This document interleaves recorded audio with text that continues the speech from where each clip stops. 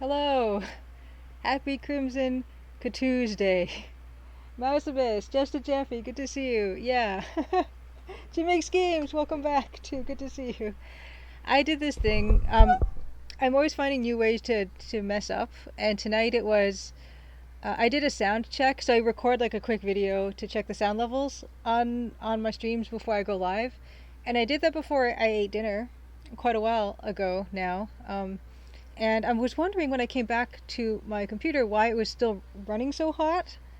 And I realized that I hadn't stopped the test recording, so it had been recording for 3 hours, which isn't unusual because when we stream here, we tend to stream for maybe 3.5 hours or so sometimes. But yeah, so 8:05, 8:04 p.m. going live today to figure that out and to fix it. And I didn't do a sound check right beforehand, so you can always use the audio for background ambience. Listen carefully to the recording to see if you captured any ghosts. I already deleted it permanently, so I didn't even I didn't even look back at it. So if there were ghosts in the basement, then they got away with it.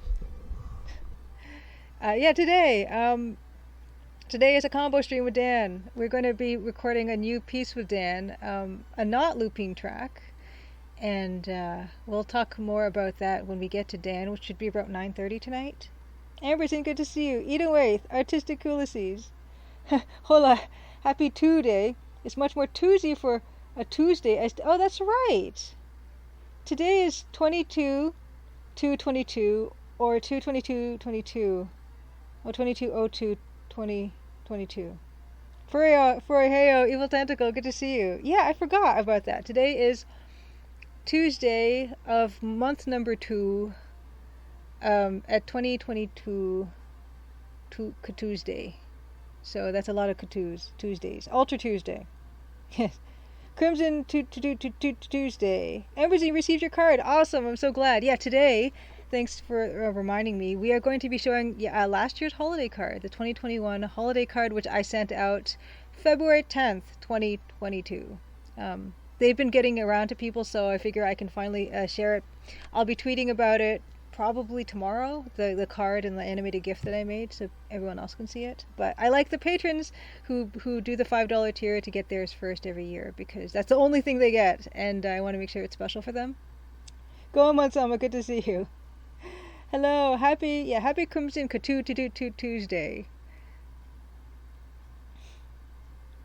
Oh, either way, you're gonna have to trek through the snow and check the mail. Yeah, there's a return address on the holiday cards, and that's at my PO box, which I never check. So yeah, that's just a warning. If you did send something to that, if you ever send anything to that PO box for whatever reason, I check it maybe twice a year or something. So, yeah. Mm. Oh, JMX Games, I'm glad you think the cards are beautiful. I'm really pleased with them. I like doing them every year. Just a little special fun thing that it's nice to get something printed. Although the EGA colors, to tell you the truth, they were a little dark on the print for me, but they will never look better than they will on screen, which is in a way the version that you'll be seeing tonight is the best version of it, which is the screen version.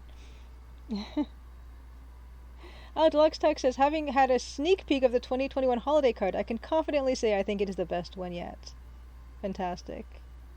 Between the Borders, good to see you as well. Cosmic Boy 3, good evening. Cosmic Boy 3, congratulations on your successful Kickstarter. That's awesome. I also backed. I can't wait to see the final product. Okay, so let's get started. Let's see. So a few things right off the bat. Today was a fun Tuesday as well because hold on, let me just get the thing properly. Oh yeah. Hopefully you didn't send any fresh fruit, whatever. I'm assuming Palisade peaches would be fresh fruit. Hopefully no one sent any fruit baskets to my PO box. Oh. Yeah, but yeah, Nightbot. I have So I mentioned I did a wonderful, fun chat with Jonathan Holmes for the talking to women about video games podcast, And we had such a fun time and had such a nice conversation that Jonathan split it up between 2 episodes of the Talking to Women podcast. And part 2 came out just today. And on Twitter, I put the Apple Podcast link, but the link that you see in Nightbot is the... wait, that is the Apple one. Oh no, Bill Kuhn, no notification. Oh no, I don't know how that works. I'm sorry, Bill Kuhn.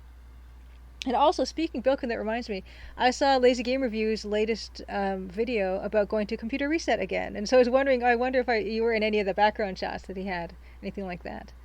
Because that was really cool to see him get to go there again and pick up some stuff. I don't know, actually, did he pick up any stuff this time around? I don't know. But anyway, it'd be cool. Let me know if you were in any of those background shots of the LGR Computer Reset second video. But yes, that was fun. So definitely check out Jonathan's podcast episode, part 1 and part 2. Part 1 was just the previous episode of the podcast, and they mix it up, like they have other guests and they talk about like industry news and stuff. So I'm probably like a bit into the podcast, but the whole thing is so much fun to listen to that I just recommend listening to the whole thing anyway. Yes, Computer Reset is such a cool place to mix games. Yeah, it's. If I was more of a vintage person, maybe I don't know if it was even open pre-COVID, but I would have wanted to have gone. It's one of those kind of forgotten treasure type places. Oh, Eating With, I'm glad you got a notification. Nice. What else do I have for you guys? I think that's it. So we're going to get into showing the Christmas card, the Christmas/holiday card/New Year's card really soon. But before I do that, I'm going to quickly introduce myself to anyone who might be new to chat. Welcome to stream. Happy Crimson Tuesday, because I'm the developer of the Crimson Diamond. I'm Julia Minamata. We do this just about every Tuesday at 8 p.m. Eastern. Sometimes it's an art stream, and what we've been doing in the art streams is we've been updating the graphics for the introductory sequence of the game, which you can find in the demo that is on Steam and on Itch.io. And we're working on a river scene, and I'm just animating the fisherman in literally in stream, in a stream. He's in a stream, on stream. And we're doing that, and that's going pretty well, and I'm hoping to finish that animation next week when I'm doing an art stream, a pure art stream. And also on art stream nights, I also have been playing Last Half of Darkness, which is my second Let's Play I've done. First one was Personal Nightmare. Yes, oh my gosh, anyway, yes, the 8-Bit Guy had a cameo in the latest Lazy Game Reviews video of A Computer Reset. That was a very pleasant surprise. Oh, Bill Code, yes, he got you in one shot. Oh, in the background, you're wearing a green long sleeve shirt. You also got to meet, yes, you mentioned on one of the other streams, you got to meet LGR, thank him, and get his photograph. Get his autograph. So you got his autograph on a Prodigy disc you found. That's fantastic. Okay, I'm gonna scrub through that video and look for you in the LGR video. That's awesome.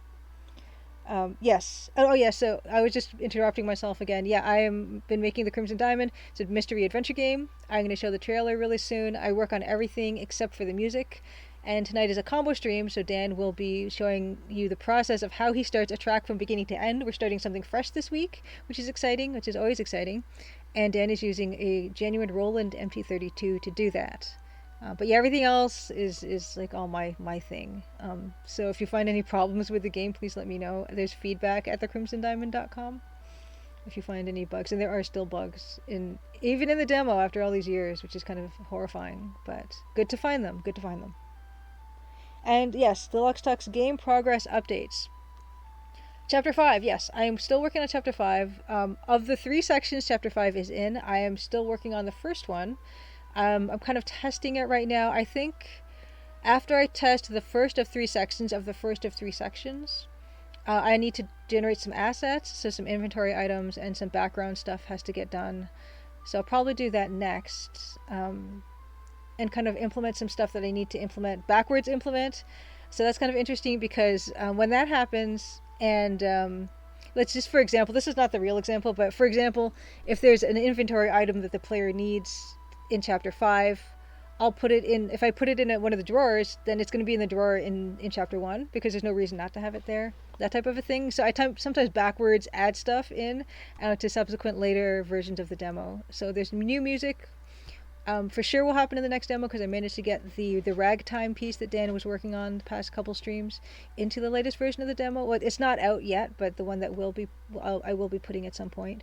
And yes, like whenever there's new stuff, so I might show some of the new stuff. Actually, that would be a spoiler if I showed the new stuff that would be added to the demo. I'll just kind of slide it in there, and if anyone notices, then you'll know that it's for Chapter 5. If you see anything new between the currently available version of the demo and the one that I'll be putting up at whatever point.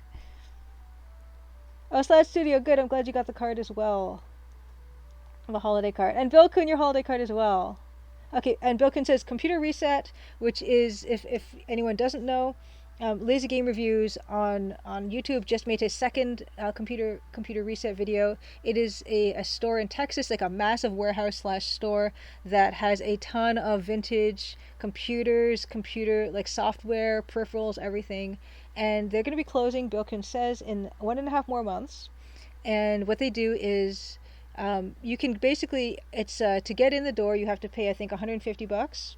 And then you get to take as much stuff as you want because they're just trying to clear the place out. And there's, even though apparently they've cleared out more than half of the stuff, there's still so much left. And definitely take advantage if you're able to. Hero of Sapir, good to see you. And I'm glad you also got your holiday card. Fantastic, fantastic, fantastic. Yes. Yeah, so I mean, the more stuff you're able to haul back for the $150 fee, like the better the the value you're getting. Between the Borders says, considering how much I spend on half-priced books, having a country between me and computer reset is vital. Yeah, I would have just liked to go, if it was like local to me, I probably would have gone just to check it out. Yes. Cosmic Boy 3, yes, it's not confusing at all. I'm currently testing the first of three sections of Chapter 5. It'll all work out. Yeah, at some point I'm hoping to add like flavor stuff into the drawers and things. Tap 2GG, good to see you. Welcome back. Oh, Jim Matt, you also got the holiday card. I'm so glad. That those things are coming out. I'm particularly proud of the metallic paint pen that I signed it with. It was recommended to me by a fellow artist as the really nice, the most metallic gold paint pen. It almost looks like it's printed on the card, which is nice. But I really love that one, and I think I showed it to you on stream before. It's some kind of Sakura or Pilot metallic paint pen. Okay, Bilkun says, in order to get into Computer Reset, you have to join the Facebook group, and that's how they're organizing communications and events, and see Lazy Game Reviews videos for the links. So yes, try to get down there if you have any inclination and ability to do so. A Computer Reset on Facebook. Yeah, I can't remember. It's not down here with me right now. Apparently there's two kinds that are just about as good as each other. There's a Sakura metallic paint pen, and there's a Pilot one, and they're apparently pretty equivalent. But next, if I remember, I might tweet it or something along with the card design, which leads me to let's take a look at the card. Oh, you know what? Which leads me to the trailer. Let's see the trailer that Dan cut for us. And it will show you, if you're not familiar with adventure games of the style of the late 80s and early 90s, give you an idea. And I don't think you need to know that style of game to hopefully to enjoy it. But yeah, so let's do that first, and then I will show you guys the holiday card for those who haven't seen it. And I also will get to show you guys the holiday card in its full EGA glory. And no one's seen that yet. Well, not no one, but most people haven't. Okay, let's get down to it.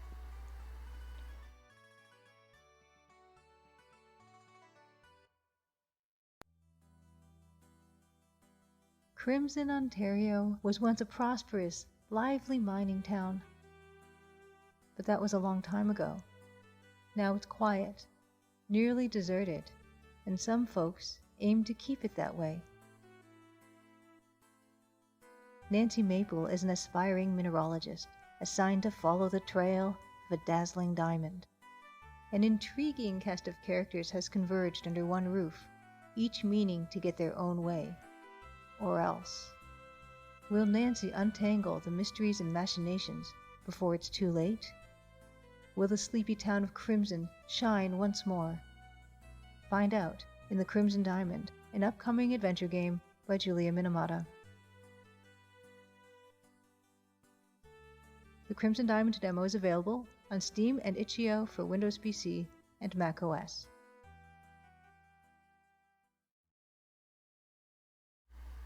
Okie dokie.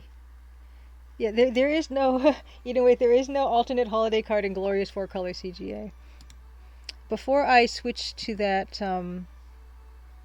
Photoshop, which I am currently in right now, I'm just going to open up the relevant files.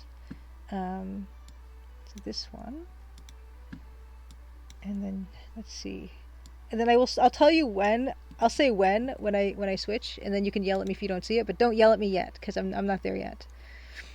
Okay, set this all up. Timeline. Okay, great. Okay, so.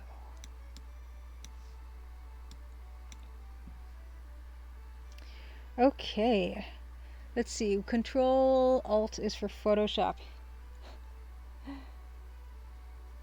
Yes, Deluxe Tux Tachyon Dreams, which another game by Cosmic Void 3, which is like a Sierra AGI style of game, which is free. Tachyon Dreams is, I believe.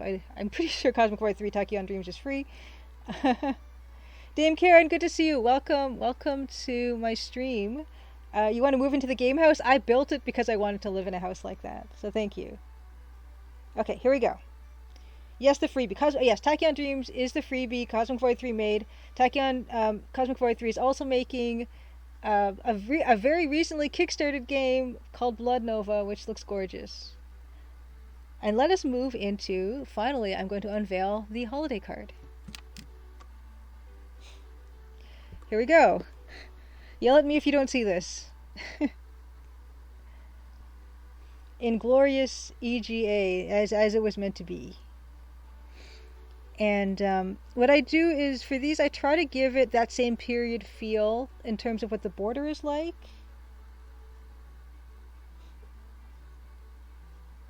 Oh, Deluxe Tux is playing a pseudo-adventure called Later Alligator. A hard time getting into it. Tons of charm, some weaknesses. Is it a text parser game, Deluxe Tux? I'm glad you guys like it. Thank you. Yes, delightfully festive. So, oh, you know what? I forgot to call up one of my references here. Yay! I'm glad you guys like it. Happy holidays! Happy belated holidays. When I was doing my Let's Play of Personal Nightmare, there was a floral wallpaper in the hall, and I told you I'd swipe it and put it in my holiday card, and I did. There it is. And you know what? Hold on. Let me just swap back to Big Julia view for a second. I'm going to try to find that screenshot because I don't want to open up all my files in front of you. But let me just find it. So she'd be looking at my big face right now, which I hopefully will change really soon. One moment, please. Because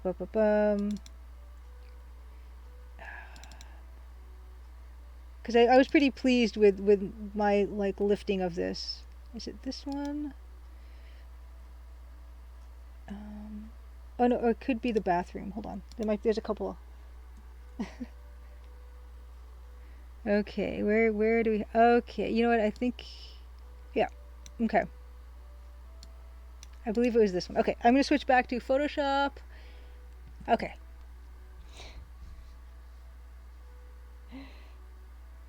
Oh, it's a point and click, a very heavy focus on mini games. Okay, gotcha. Yes, the blue mug. Okay, so here, I think this is the wallpaper. This is a screenshot from Personal Nightmare, and I recolored this wallpaper. I think it's this one. Is it not? Oh yeah, it's not exactly, is it? Anyway, it was something very similar to this wallpaper. It was the hallway wallpaper. One moment. I've got a bug in my ear now. I want to find this. It's the hallway. Do I have that hallway? Oh, of course I don't have a screenshot of that hallway. Well, anyway, close enough. Okay, back to Photoshop. Close enough.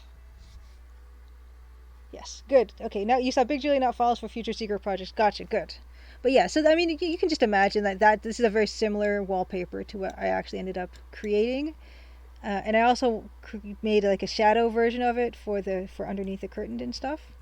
But I also made an animated GIF to show you what the process was for it. And yes, we've got the blue mug here, which of course is the mascot for Adventure Game Studio, which is the game engine that I'm building the Crimson Diamond in. And yes, we have this magnifying glass halo look for Nancy that gets incorporated into the frame. Fractal Mind Mike, good to see you. Yes, close enough for horseshoes and hand grenades. Yes. But yeah, let's I'm gonna fire up this the process, and this is really how I did go about it in all its many steps. Although maybe not exactly in this order, but you get the idea.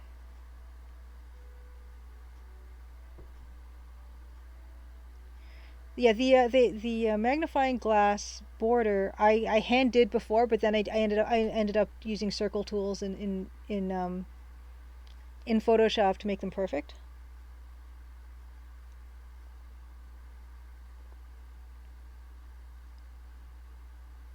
Mm. I'll let it run a few times before I just set it back to the final. But yeah, the final step, you see, I don't actually add in the dithers until much later, even though I know that I'll be using them. And I didn't change the color of the curtains until much later as well. I feel like the Crimson Diamond's colors are red and blue, and I thought that I wanted the curtain to reflect that. I wanted the curtain to kind of border her. I think the purple is okay because it doesn't leap out from the background and dominate anything. But at the same time, I didn't feel like the color was quite what I wanted either. Yes, yes. The treetop is diamond, is a diamond treetop. Other things we have here: there is a cup with candy canes in it. There is a crystal bowl of Jordan almonds, and there's a little piece of paper on the same table that says 2021. Because I was going to put the 2021 on the left hand side, but I just couldn't make it fit well. So I ended up with the filler motifs of the maple leaf and the snowflakes. And it's fun. I really enjoy doing hand lettering because especially with this era, so it was kind of Art Nouveau-ish. Hand lettering of the era was super free and flowing and not regular at all, very organic.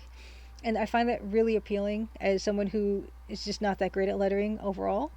But it's really flexible because it lets you fill in odd spaces like that, this weird arc over the magnifying glass. Yes, the patterning for the trees just suddenly appeared. Yeah, that took a little while, I guess. Um, but EGA, I think I don't remember where it might have been on stream. Someone mentioned that EGA is actually a pretty good palette if you're making a Christmas tree, and I tend to agree with that. Although the trees in the actual game, the Crimson Diamond, are cyan. I was taking a cue from the Colonel's Bequest because the grass is green in Crimson, Ontario, and I wanted there to be a a contrast between the grass and the trees as well. And some trees, like especially coniferous trees, can be blue green. The Crimson Diamond sequel should be set during Christmas. Yes, yeah. Anyway, yeah, the 2021 I ended up putting much smaller on that table. And yes, there's the Jordan almonds. So let's see if I can. Yeah, there's the Jordan almonds in the bowl, the cut crystal bowl. Although it's a different kind of bowl than the one in the game. And the year, of course, the maple leaf, and the diamond treetop, the blue mug, the magnifying glass, because you don't use a magnifying glass. There's a jeweler's loop in the game, which is basically the same function. Thank you, Fractal Mind Mike. Jim Makes Games asks what time of year the Crimson Diamond is set. The Crimson Diamond is set late summer of 1914, so probably like August, I'd say July, August. I believe I settled on August for whatever reason. Oh, Between the Borders says, I find CGA EGA interesting because the colors can be fudged and it all works if done correctly. I like that it's a weird color palette. I really do. I did wonder about the color of the dithering for the magnifying glass interior, and what I can actually show you the working file that I have, and I think I might I've kept the different color versions of the different dithers just to see what I preferred the most. Evil Tentacle says it should be set during Christmas. Then streamers like Mike will have a Christmas game other than Jazz Jackrabbit to stream. Yeah, it's fun. It would be fun to do like a holiday, but then I would have to have it come out around that time of year, and I don't know if I could time it properly. Most Christmas games are just Christmas versions of an existing game. Yeah, I would want seasonal themes to run through the game. I'd want it to really be well integrated, and I don't know if I'm up to the challenge. I was other years when the animated GIF hasn't been a process GIF. Other years it's been actually something where Nancy's winking, or there's like twinkling Christmas lights. This one I was thinking of having the snow outside be animated, but I just never got around to it. I thought this would be more interesting and to people to see the process instead. Christmas lemmings. Yeah, not a lot of, and yeah, they don't know. I guess it doesn't even really get done anymore, Christmas games. But yeah, so I'm going to open up the working file so you can take a look at that one. Here it is. Zaffo999, welcome. Welcome to chat. Christmas Jetpack. Is that the mobile game? Because I did enjoy that game for a little bit. And I vaguely recall there being a Christmas version of it. Let's see. So this is the working file that I had. Ah, okay. Dianus Games released a point-and-click called Watch Over Christmas Deluxe, text says. Ah, okay, but it's not retro style, but it is Christmas-based. Oh, cool. Jim McSeam says Sarah Jane Avery makes Christmas versions of her C64 games like Snow Force most recently. Oh, it's DOS games, Zaffo999. Okay, so Jetpack was a DOS game. Don't know if it got a remake. Okay, I was thinking of like that Jetpack one on the mobile, which was kind of fun. But yeah, let's see if I have. Yeah, I have versions. I have other versions of this dither. So the dither in the magnifying glass. So yeah, let's actually zoom in a little bit because we could just kind of see what's going on better. And I'll just do a once over of some of that. Hand done lettering. All these circles. So I'll show you how those are created. So I get the elliptical marquee tool. I'm trying to, let's think of a color I can use. Okay. And what I do is elliptical marquee tool, hold the shift down like so. And you get this marquee, and if you right click the marquee, you can just fill, which is pretty self-explanatory. You can fill this area. And there you get nicely non-anti-aliased circle, if you want. Or if you right click, you can choose stroke, and you can choose, you can pick a color, of course. You can pick the width, so you can pick like a 1 pixel width, which is what I did. And there's a nice jaggedy, low res circle. You can also do that. You can choose how wide you want that to be. So if you want it to be 3 pixel wide, you can have that. You can see how it's building from the middle outward 3 pixels. You can also choose, depending, these other options. You can play with this from the inside instead, 3 pixels. So you can see where the marquee is. It's on the outside and it built 3 pixels inward. And that's how I built the magnifying glass, is building a bunch of these. Oh, this already has something on it. And let's see what else is there here.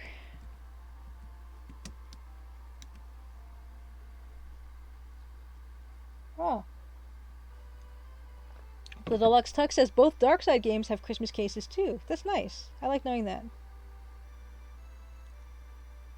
Between the Borders says, I love how art just suddenly pops from okay to amazing. Process videos are great to watch. Okay, I'm glad you guys, I'm glad you like the process video. It's a lot of layers. I mean, if you look at the process video is 77 separate layers. And so it's a 77 frame GIF. So it's a little big, but I figured, I might as well just show as much of that process as I can. Of course, these balls are just, copied and pasted. But I did try to make an effort to kind of show in behind the crystal bowl here, some of that red. And yeah, the interior of the cut crystal bowl as well. You can see suggestions of the colors of the Jordan almonds, but the darker version. You can see also through it. I wanted a sense of that glass, that transparency of the glass.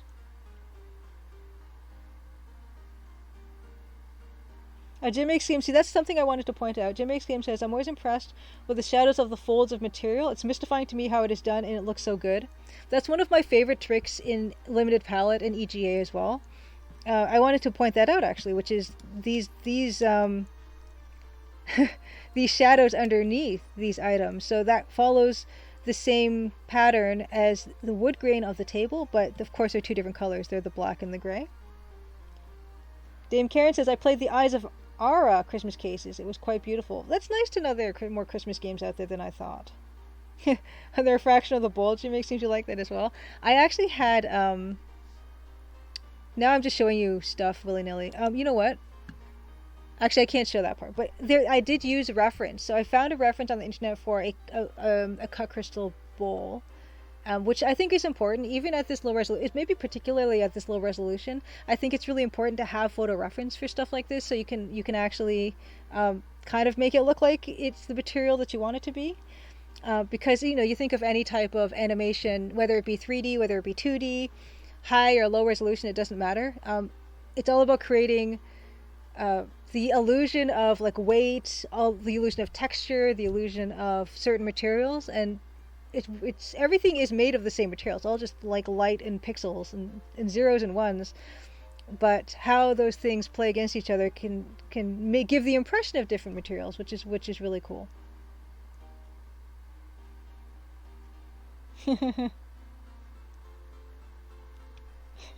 Yes, between the borders. Yeah, so that's where that's where I put 2021, and you can see that when you get up close to it, and this is the magic of low res, is when you get really close, it doesn't really look like 2021 as much, but when you get further away, it does resolve itself better.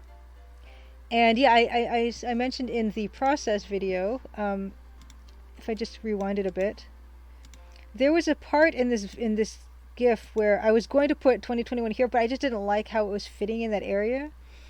So I just opted for something that was much smaller on the table.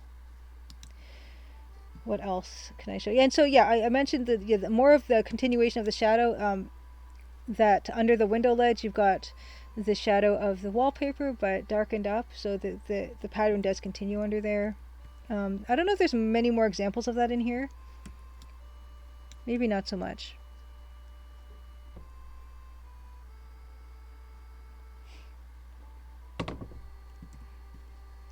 But what else can I show? Yeah, I was going to compare the halo color. So the dither I settled on is this cyan, but I did have other versions. I mean, first of all, you could do none, which I think it does need something in there, and so I had this blue.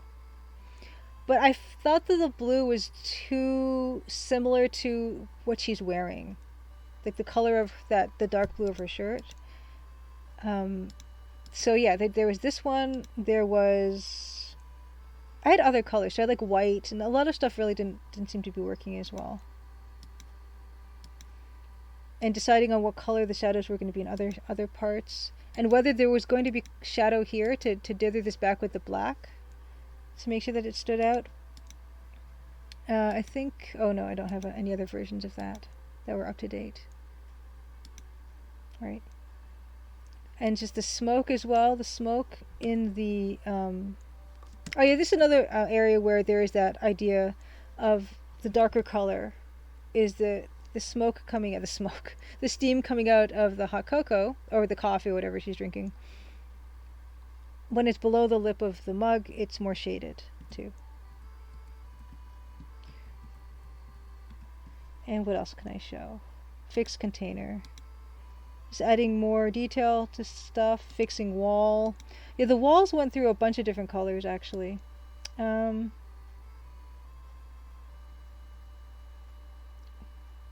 I don't really see very many of them here, color-wise. Tree topper. The tree topper had a lot of layers going into it too. Oh, drapes. Oh. Why is none of that changing? Huh. Well, I don't know. Drapes. Oh yeah, here they were. Oh yeah, and I might as well turn on the dither, back the dither. Okay. All right. So yeah, the purple was, I think, too similar to the wall color, and it just didn't pop so much, really. So back to that. And I actually was thinking, another thing I was thinking of doing is just putting inventory items back behind. And hold on, let me just turn off the snowflakes to show you what that looks like. I was going to put actual inventory item graphics, it's reusing graphics. Let's see here. Yeah, so in this area on the left sidebar, I was going to put the loop. I was going to put other stuff, which... Oh yeah, I was going to put my signature, pixelated signature, but I knew I was going to be signing them anyway, and that would have been kind of redundant, so I did remove that.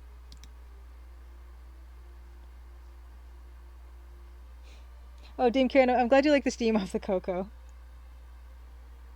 Yeah, it could be a mocha, even with it could be a hot chocolate and a coffee. And Duluth. You think it's a city in Minnesota? Minnesota. People think that Canadians sound like people from Minnesota. I don't think we quite do, but it's a little similar. I can admit that. Let's see if there's anything else. Wall color. Yeah, the wall went through a few iterations. So here it is. The wall is purple. It was purple for a while.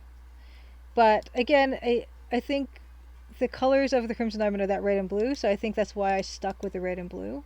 Here's the wall is gray, which I just think is very grim.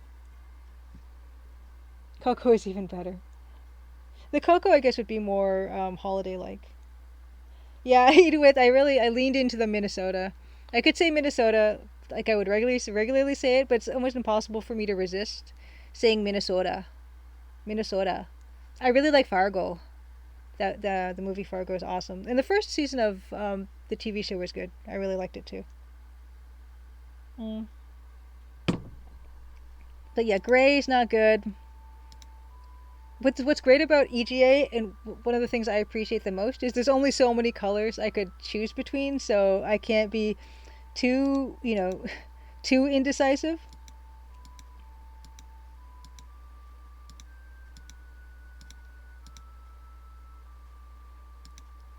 Right. Anything else? More mag? What's that? Oh yeah, so the magnifying glass, yeah. I had it originally just done by hand, and it looked really sloppy, of course. I was going to go back and do it all the circles nice and perfect, which I did end up doing. Hand, oh yeah, so the hand went... I actually changed the hands around. Oh, I wonder if I've got a version of that. Was that in the video? Was that in the thing? Oh, wow. Oh, you know what? I think only in... Okay, yes. You see, in this, in the sketch, it was originally her closest arm to us, which is doing the tree topper, and I switched it around to it being the further arm, because it wasn't really working for me perspective wise for her to be like the tree should be in front of her, and with if she's the tree looks like it's behind her completely now, so she wouldn't be looking straight because the tree wouldn't be straight in front of her. And so I ended up swapping the which hand was which.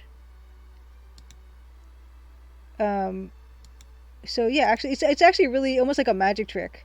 Oh, there it goes. So here it is. Close arm putting the treetop on, not making much sense, to this one. And there isn't really a lot changing in these two pictures.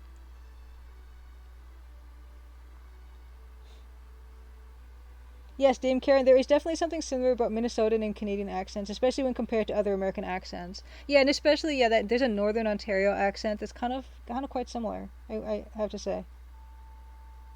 Ah, between the borders says, as someone from Wisconsin, I have a keen interest in the difference between accents from the UP, Upper, Upper Peninsula, Canada, Minnesota, and Wisconsin. Both television, because television tends to confuse us. Yes, that's true. Yeah, the hand switch. Yeah, I think it was definitely needed, but it's kind of fun to see where that happens, here and here.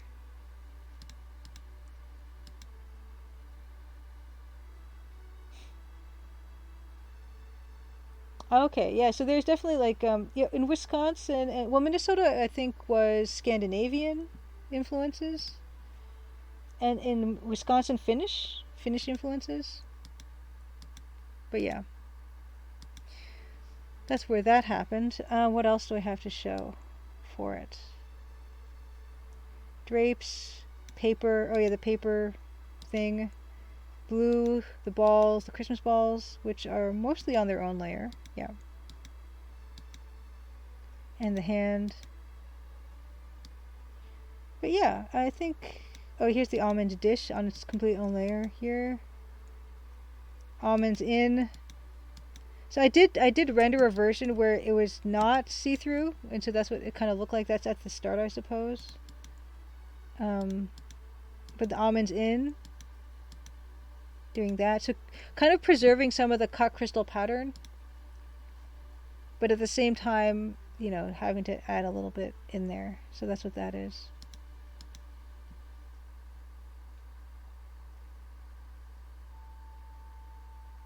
Okay, Upper Peninsula. Thank you between the borders. Upper Peninsula.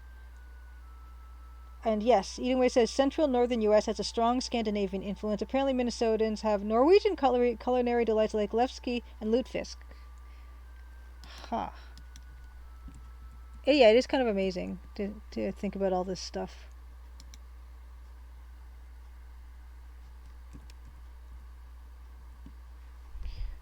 Any other darker? What's darker? Oh yeah, so yeah, and there's this idea that I felt like there wasn't enough weight in the foliage, and so I did end up adding dark gray to the underside part there.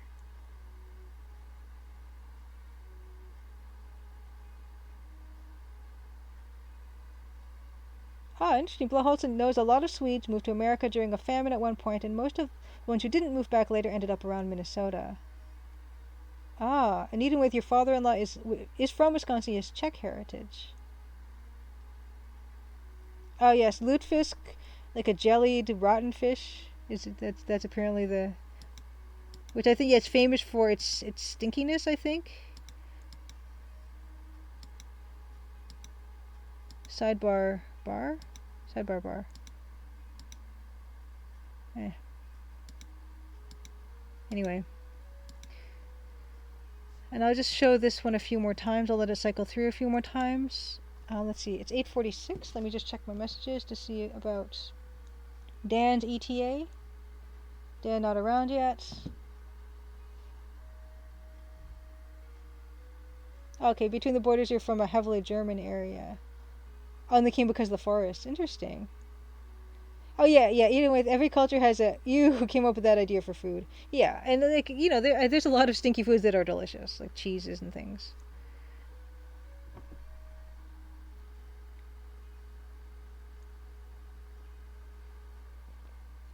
But let's see, it's 8:40. Yeah, 8:47. What I'm going to do is now that we have a little bit of time, I could actually work on animating the fisherman, which I do have the file open and ready just in case we got there.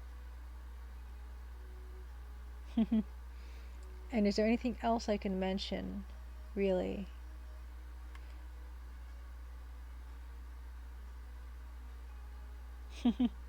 And Blaholtz never tried lutefisk.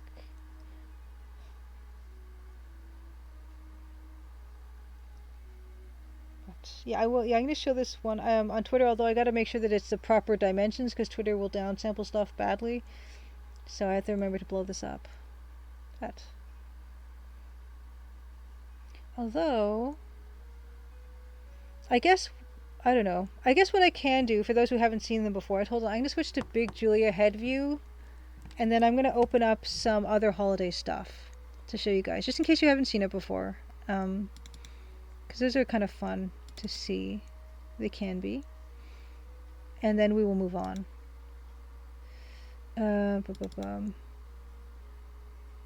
If I can find the stuff, which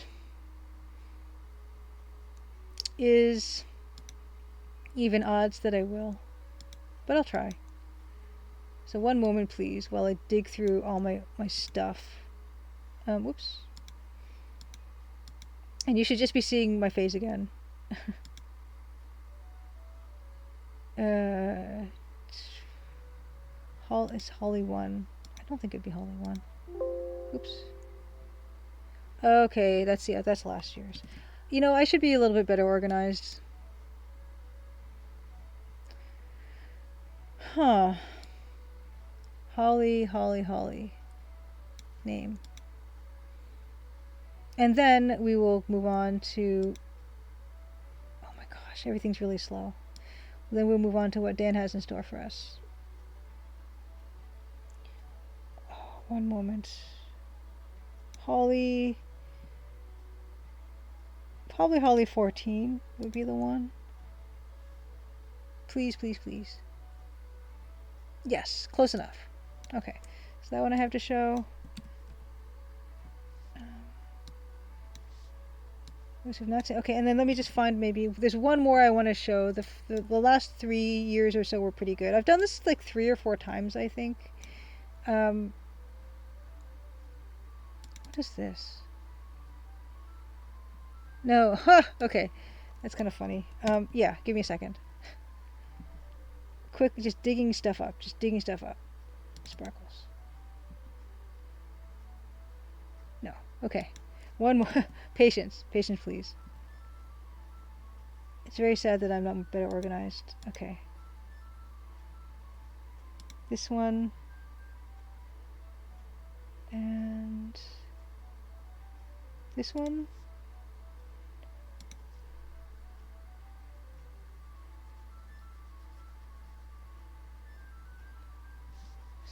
This. Okay, good enough. Okay. That's all good. Okay. I'm going to switch back to Photoshop. Control Alt. Okay. So yeah, there's a lot of the stuff people have already probably seen before. This was a Happy Holidays. This is 2016. This was not a card, but it was just an animation I did by kind of redressing the study in the game, which some of you may have seen before, but I figured we're just showing all the holiday stuff. We might as well.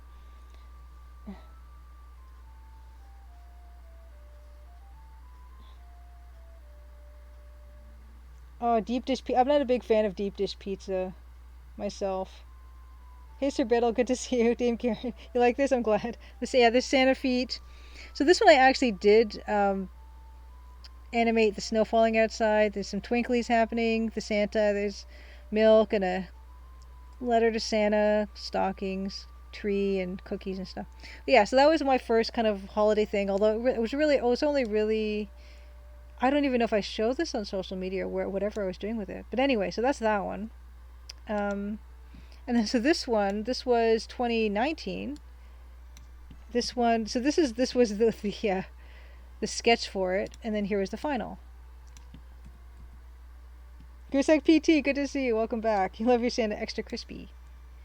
Yeah, you can't leave him in there though, otherwise he'll just be cold.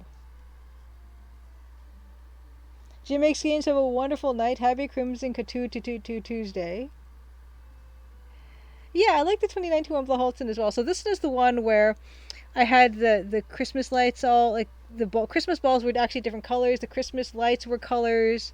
There was a cute animated gif of it that I don't know where it is. It's somewhere on the machine. And she does wink. And this is like a bit of a... Yeah, I like this view of Nancy, too. I'm quite fond of it. And I really like this. I used the King's Quest chrome look for the lettering too. So yeah, I'm quite fond of this, and I really like the way the bow turned out too. So that's that one. And then last year's, which is the 2020, is this one. So those are the last 3 years, plus the little one. So let's just take a quick look at them. Right. So there we are. Yes, Deluxe Lux. I have showed the animated one before. Oh, Sir Biddle, I'm glad you like them. Yeah, so these do all exist. And I mean, some patrons probably have all 3 of these. And last year's patrons, the $5 tier patrons would have had the 2, the left and the middle one.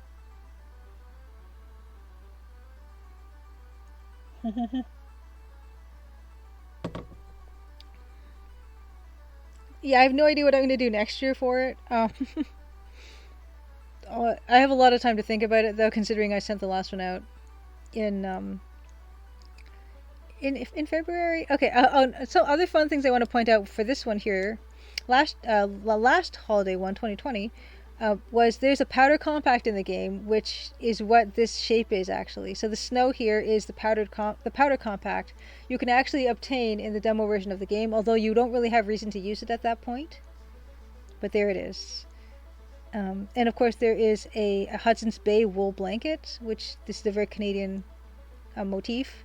And this is called Canadian plaid, I believe, this black and red version, this pattern. Yeah, and the holly, I still have 10 months more. Yeah, I'll be late again, don't worry. Yeah, the holly here, this is meant to look kind of like a stained glass, because I didn't really know what else to do with that area. Yes, Hudson, hopefully I won't have to wait for the post office to be safe for as long by next year. Fingers crossed. It was definitely, I did not feel all that safe in the post office, because I think I mentioned, I went there and there was one guy in line, one person ahead of me, and then when I got in line, all of a sudden there were like 12, like at least 8 people that decided they wanted to line up after me that came in at the same time. And I'm just sweating bullets because I have, I've got like a dozen international, couple dozen American, a dozen Canadian approximately, and I need different kinds of stamps, and I need different quantities.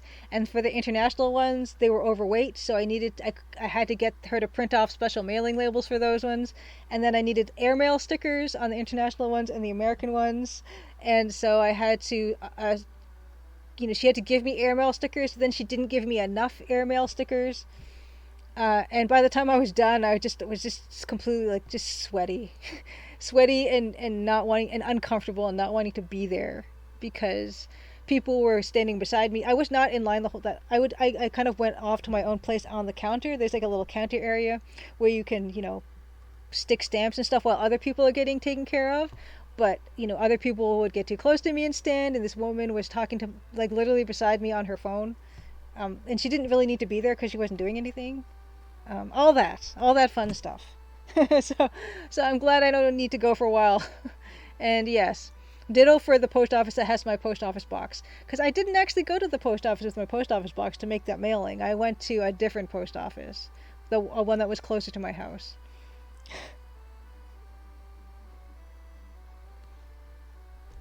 Is the U.S. Postal Service less painful? No, either way, I did not have to fill out the forms for international letters. No, so gratefully I did not have to. Just I had to wait. She had to print off special labels for those ones, and then I had to stick the airmail things on them. And I was wearing black leather gloves because I didn't want to touch anything with my bare hands. But I noticed that the sticker part of unsticking the airmail and the stamps was it was damaging the beautiful finish on my black leather gloves. So I ended up giving up halfway and just using my hands for those, which I wasn't happy about. But I wanted to stop, but it was already kind of, you can already tell that right index finger now, the finish doesn't look the same as the rest of the gloves, but it's one of those things. What an ordeal. Yeah, I did it for you guys, but it felt relatively safe, and that was like February the 10th, and I feel okay still, so I probably got away with it unscathed. But I am super glad I got that off my plate. That's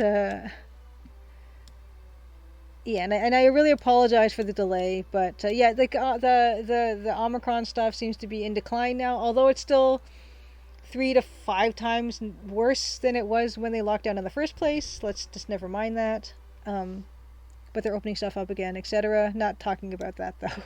Let's talk about something fun, more fun.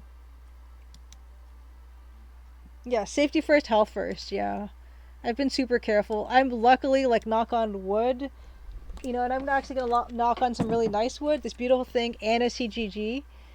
We bartered for this. So, no, did we barter for this or did I buy this? There's been some bartering and some purchasing I've done with Anna CGG because she has a wood finishing business. But let's knock on wood. I have not gotten COVID yet, and I feel really fortunate that I can work from home and I can be as safe as I need to be. I know a lot of people aren't that lucky, so. Yes. Just as Jeffy, you still have your Christmas tree up. You know what?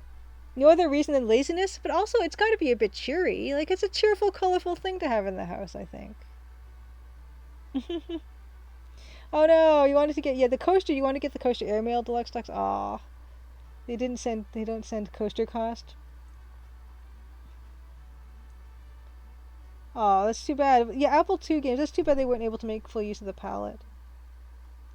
Oh, Slot Studio just got his Christmas tree down yesterday. So everyone feel better about yourselves. I mean, honestly, I like a Christmas tree up. They're really cheery. Okay, so let's move on to this dude that we were working on. Our man. Our man here. And am I still in Photoshop? I'm just going to double tap Photoshop to make sure we are. Okay. When last we left off, we had this guy, and I was making a mess of all these animation layers. It's our main man who is not named Stan, our main man Doug. I'm just checking my messages to make sure Dan has not messaged. No, he hasn't. Yes, welcome back, Doug. Yes, this dude. He looks like a Doug. Okay, so what we had so far with the animation was the fish goes back and forth, he reels it up, and here it is. But I did want to add some water splashes to it. You see how he's doing, how he's dooging.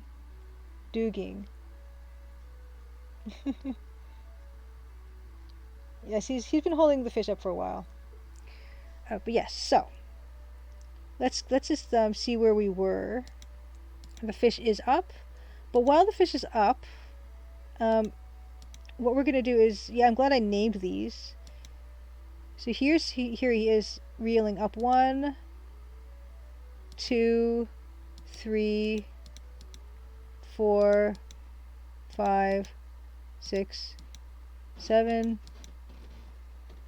Eventually the fish starts showing its face. Okay. Oh. Wait a second. This one. No. Oh, I put the fish on a separate layer. Does anyone remember my line of reasoning for this?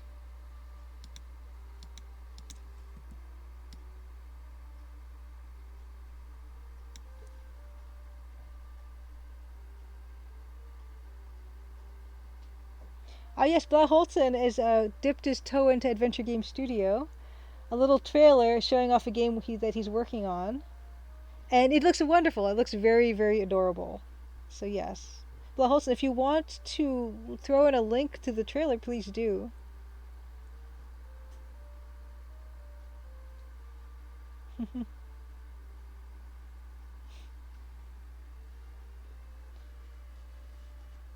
Oh wow.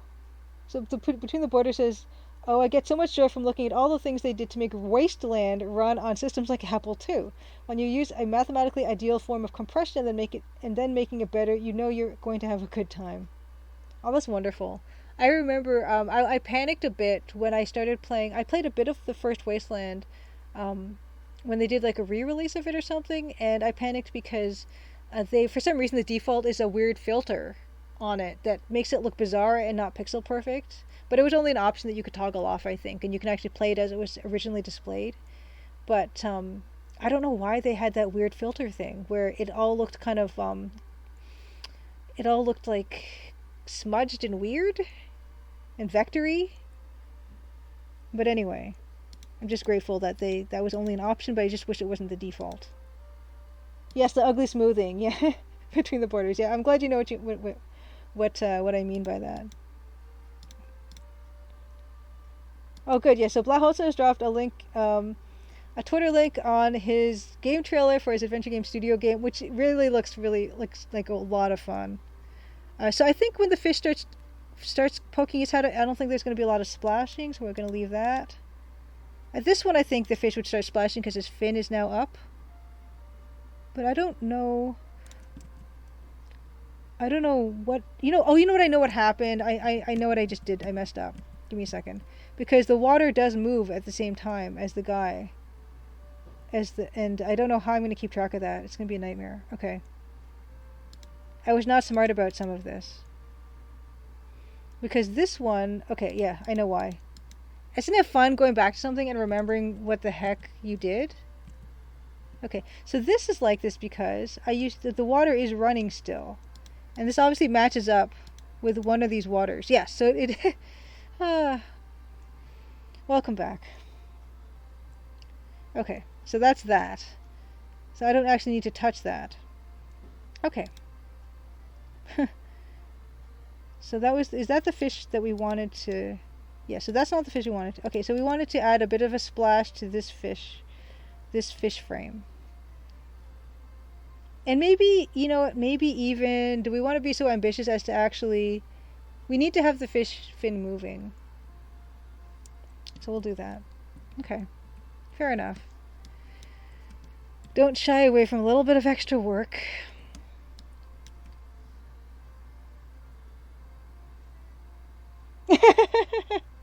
Oh, good. Between the Borders says, I just rewrote our animation system and pulled in stuff we made for a game jam. Yeah, sometimes I have no idea what past Mike was thinking. Yeah, I have a lot of commenting in my code for my Adventure Game Studio working files. And sometimes, yeah, sometimes I don't know what I was thinking, but it's a mystery. Everyone gets to find out. Okay, so let's see. So let's animate this fish a little bit. Actually, so the first one here, the fish is... We don't actually see the fish above the water. Okay, so we don't. So we don't actually need to animate this one. But we do need a little bit of splashing. And I'm going to give the splash... I'll probably make the splash... Probably the same color. Ooh. No, I don't know why I shouldn't be on that brush. Okay. Great.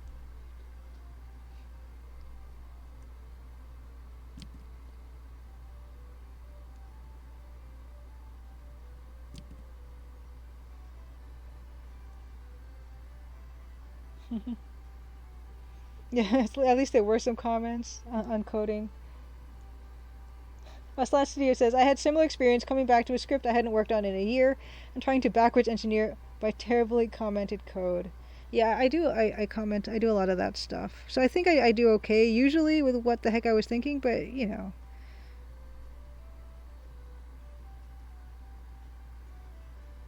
So there's a bit of water splash there. Next will be here. So this one I will add more splash.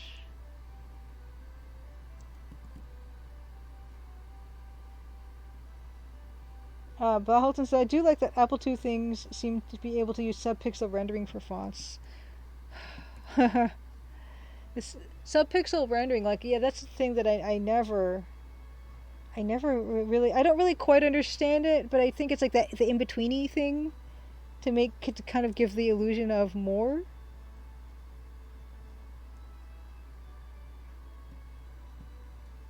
The color thing that you often see on zoomed in text. Okay, so I think this fish is reeled up totally, which is good because I can animate the fish. I can give this a pause and I can animate the fish wiggling a bit without having to worry about interfering with the water flow. Between the Borders says, commenting is half the battle, the other is saying variable names. I have a class called Actual Door, and someday it will haunt me. Yeah, naming stuff, that's serious business when you're programming, and yeah, it's a big one. Yeah, these fish apparently grow up to like 10 inches, I think. But we can exaggerate. It's you know, a fish story, or whatever we say. Okay, so that's fish 1, fish up 4. So let's do this. Fish up for 2. So this is fish up for 1. This won't get confusing, I promise. Okay, yeah, it's like making use of the fact that each pixel split up into smaller RGB sections, yeah. All that stuff is magic and mystery to me. But yeah, so why don't we like move that fin down a bit? Like he would be kind of struggling. Oops, let's get rid of the circle marquee.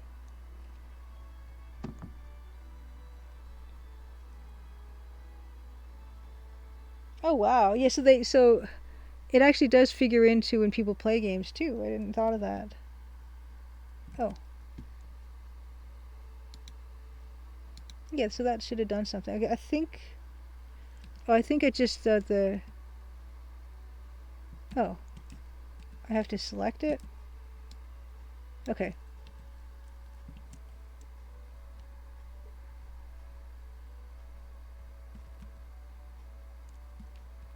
Sure. There's probably a good reason why it's mostly used only by text. Huh. Like static objects is better, I'm assuming. So we moved that a little bit. We're gonna fling a little bit of water. And I'm not gonna even worry about the logic of following the water droplets all the way down. It's not gonna be a concern of mine. I just want this idea of motion. So let's just do that. And I'm gonna the tail is gonna really be lashing away, I think. But the front fin is pretty small, so I don't think that's gonna have much movement.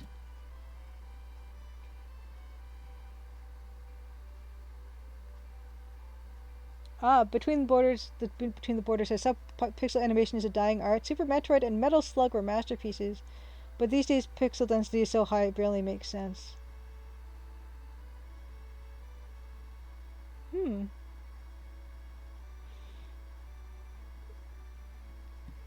This is part of the reason why I enjoy chat so much. You guys know a ton of stuff. So I'm gonna move that a little bit.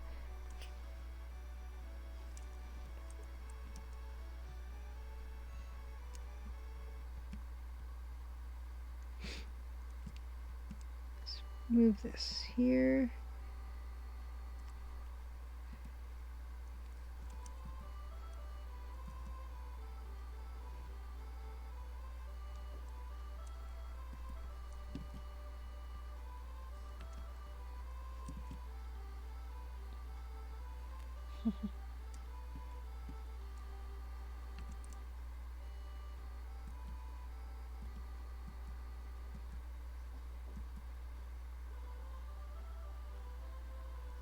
And because the tail flaps more strongly, the the splashes are going to be, I think, more far apart and more sideways.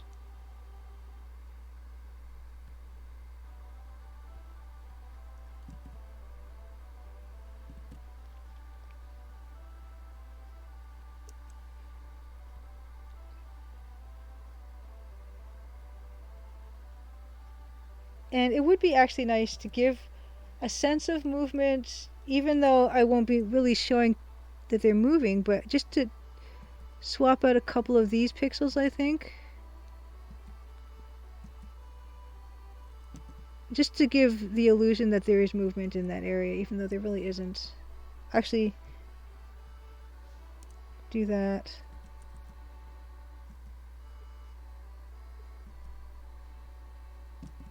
Okay.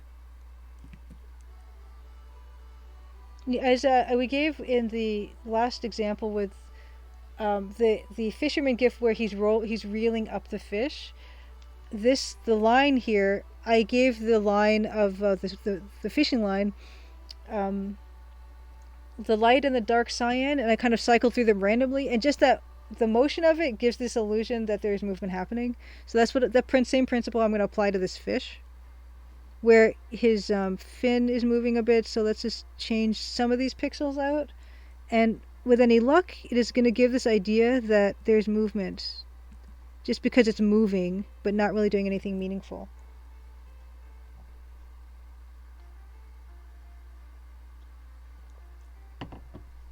Oh wow, Hudson, Photoshop, you found a way to get a sub-pixel rendered text because Photoshop can't really do that. WordPad does it? Yeah. Jeez.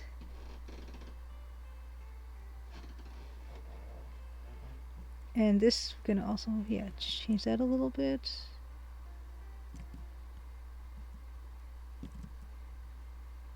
not moving, but it's the illusion of life. Why isn't that... Okay. And even these weird fin part, like this shadow part, we shift a few things over subtly and we're gonna get the effect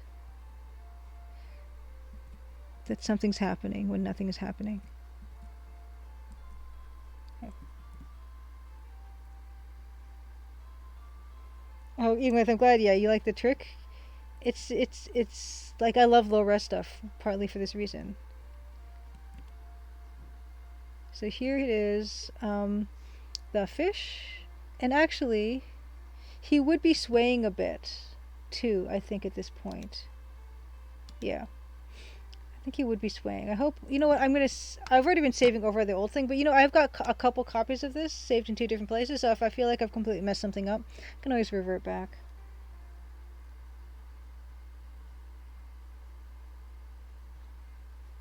Yeah, Deluxe Tux, it's for me. Deluxe Tux says, I've been using WordPad a lot lately. I no longer have any proper word processing software on my personal computer.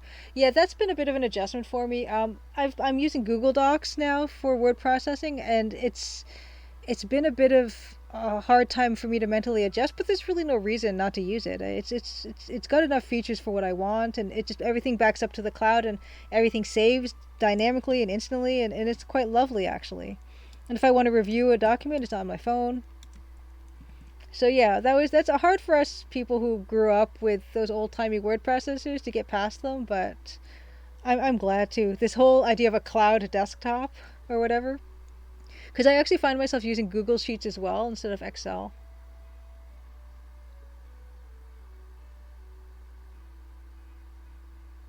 Ooh, Between the Borders says, I'm going to shamelessly plug Notepad++. It's everything you need under a full word processor. Twitch chat text also has subpixel rendering? Ooh. Just a Jeffy as well. The Google Docs is awesome. I haven't used a traditional word processor in over a decade. Yeah, it's basically everything, you know, anyone could possibly want. But yeah, let's move this fish because that's something else. It would be moving a little bit, which will also help with the idea that it's moving. So, fish up 2. We're going to move him over, and we're also going to move the line. Is this going to mess me up, though? This might mess me up. I'm kind of scared to do it. But this is the last kind of... You know what? No, it's going to be fine. But I'm going to need another version of this guy. So hold on. Duplicate. It's going to be a miracle if I can put this all together properly. 4B. This is 4A.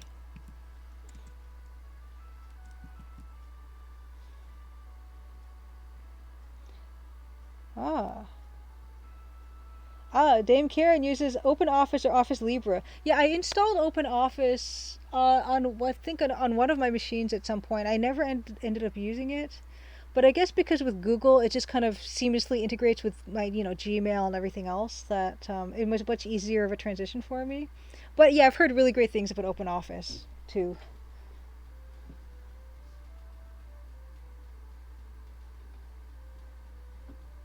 Between the Borders has something called latex for typesetting. So this is going to be 4B fisherman, for fish B, for fish 2. And so what this is going to be is this fish moved over 1 here. Just a slight movement, but that means the line also has to move here. Where's the line? Oh, the line is its own separate... Oh no, where is it? Fishing line. Oh, that's not that part. Oh, I have it also turned on. Okay, that's why. Okay, that's fine. And so this line will also shift. And where was the line in the fish's mouth again? The mouth, it was just above the purple pixel. The dark purple pixel. So let's find that. Here and here. Good.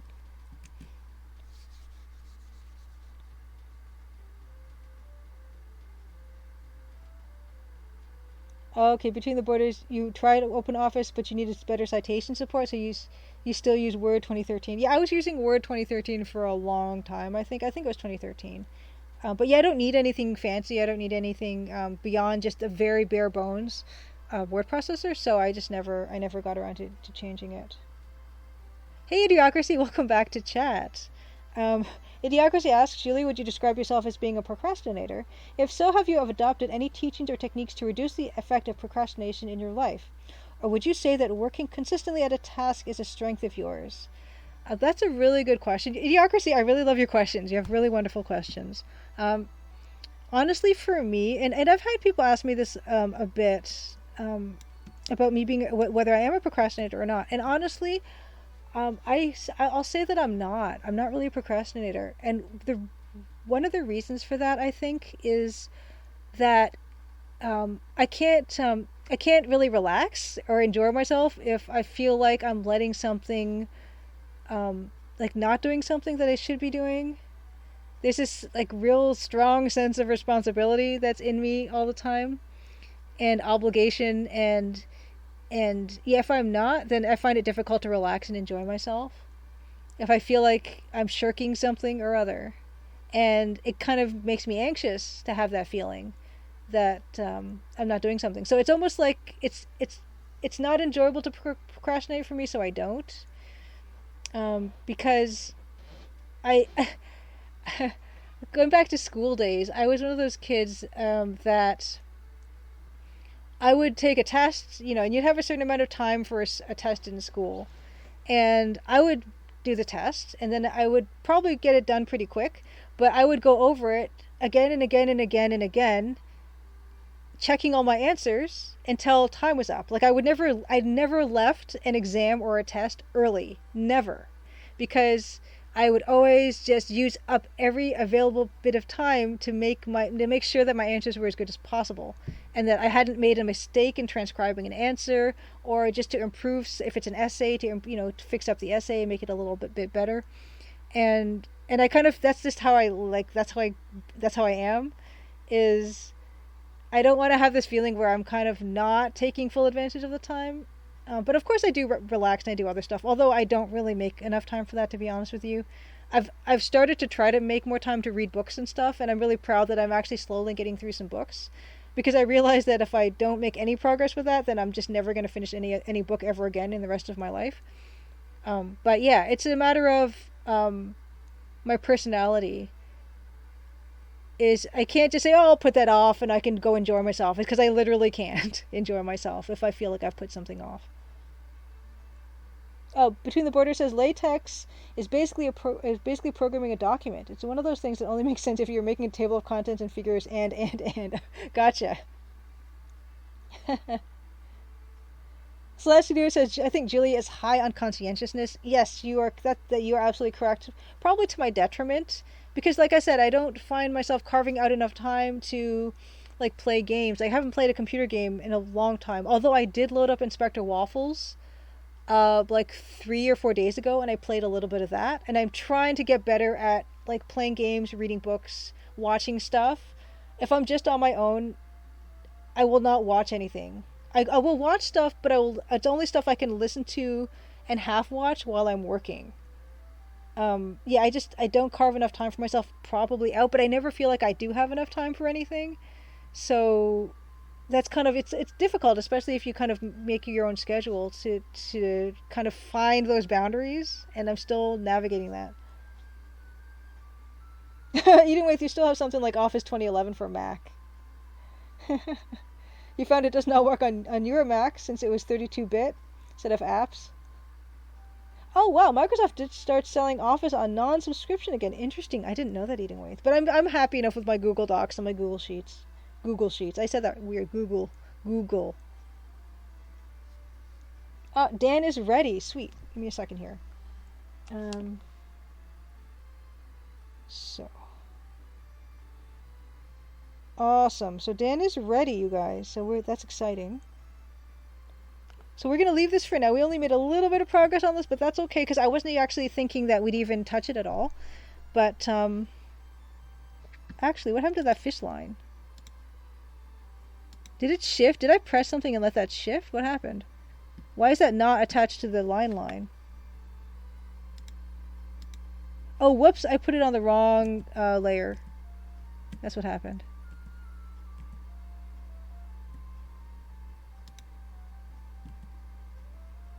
Whoops. There we go. Okay, sorry. Yeah. Well, just let me do this one little thing, and then we can go to Dan. Give me a second here. It's just nearly ready. Nearly ready. Okay, give me a second. Okay, so big Julia, Control Tab. Okay, let's close this up. Actually, before I do that, let me save this version because we did do a bit of work on this. To my Google Drive. Great.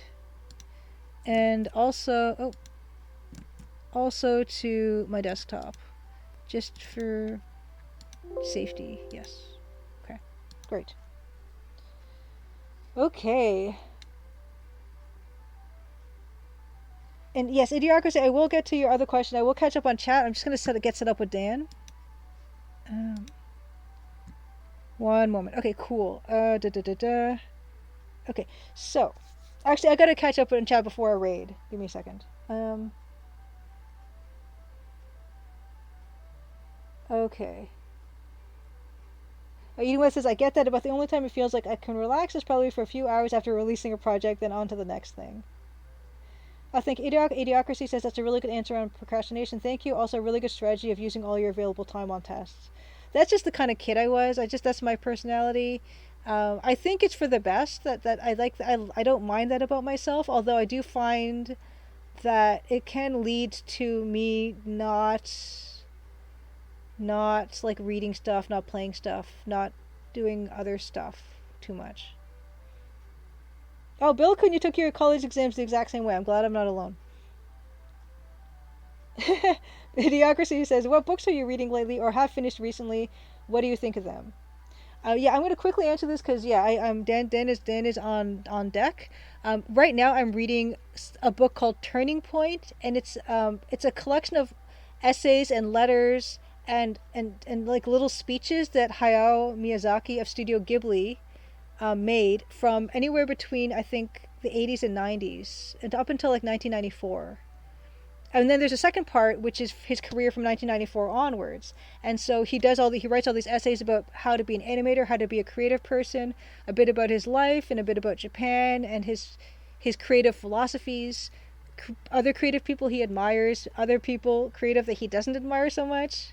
He's pretty candid.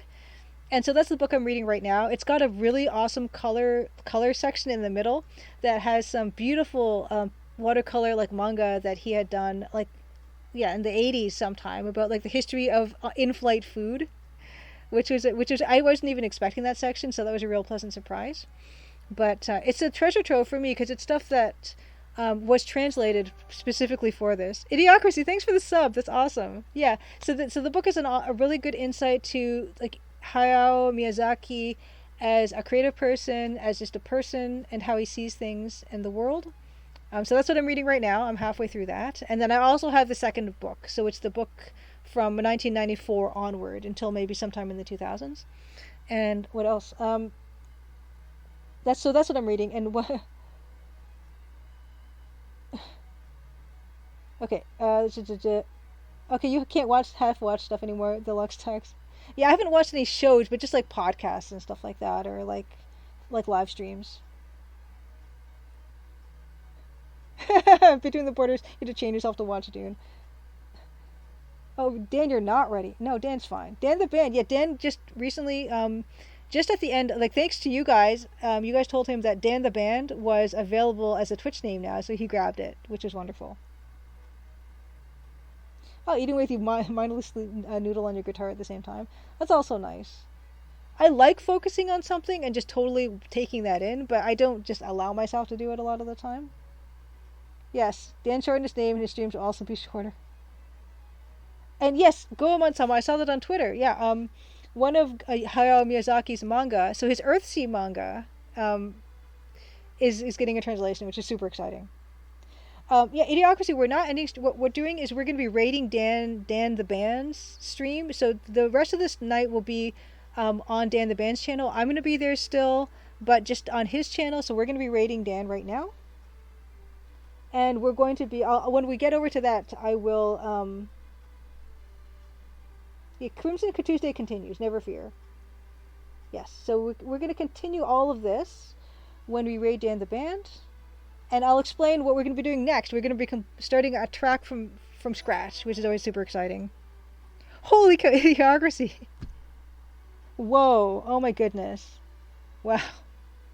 Thank you so much. That's awesome. Awesome. Thank you so much. It means a lot to me. I gotta say. And I still owe Dan like a can of Diet Coke because it was his idea to stream in the first place, and I never would have done it otherwise. But it's really cool to hang out with people, meet new people in chat, um, and it's just awesome. It's awesome. So thank you so much for that, and it's just super appreciated. I will let you know that. And yeah, your questions are always awesome, and just causing me to think about stuff I hadn't really thought about in a while, and get to tell people about stuff that I am doing, but I never think to really say. So yes, you're welcome for part one of the Crimson Tuesday stream. We will move on. Looks like we're going to be rating Dan real soon. And then there'll be some dead air while I get on the Zoom call. But yeah, hang in there. Just sit tight and we will be whooshing you guys over to Dan's channel. Okay. Looks that's it. Okay, we're going to do it. Rating now. See you soon. See you real soon. Ooh. Oh no, I'm not muted. Oh no, it's double. Okay. Ah.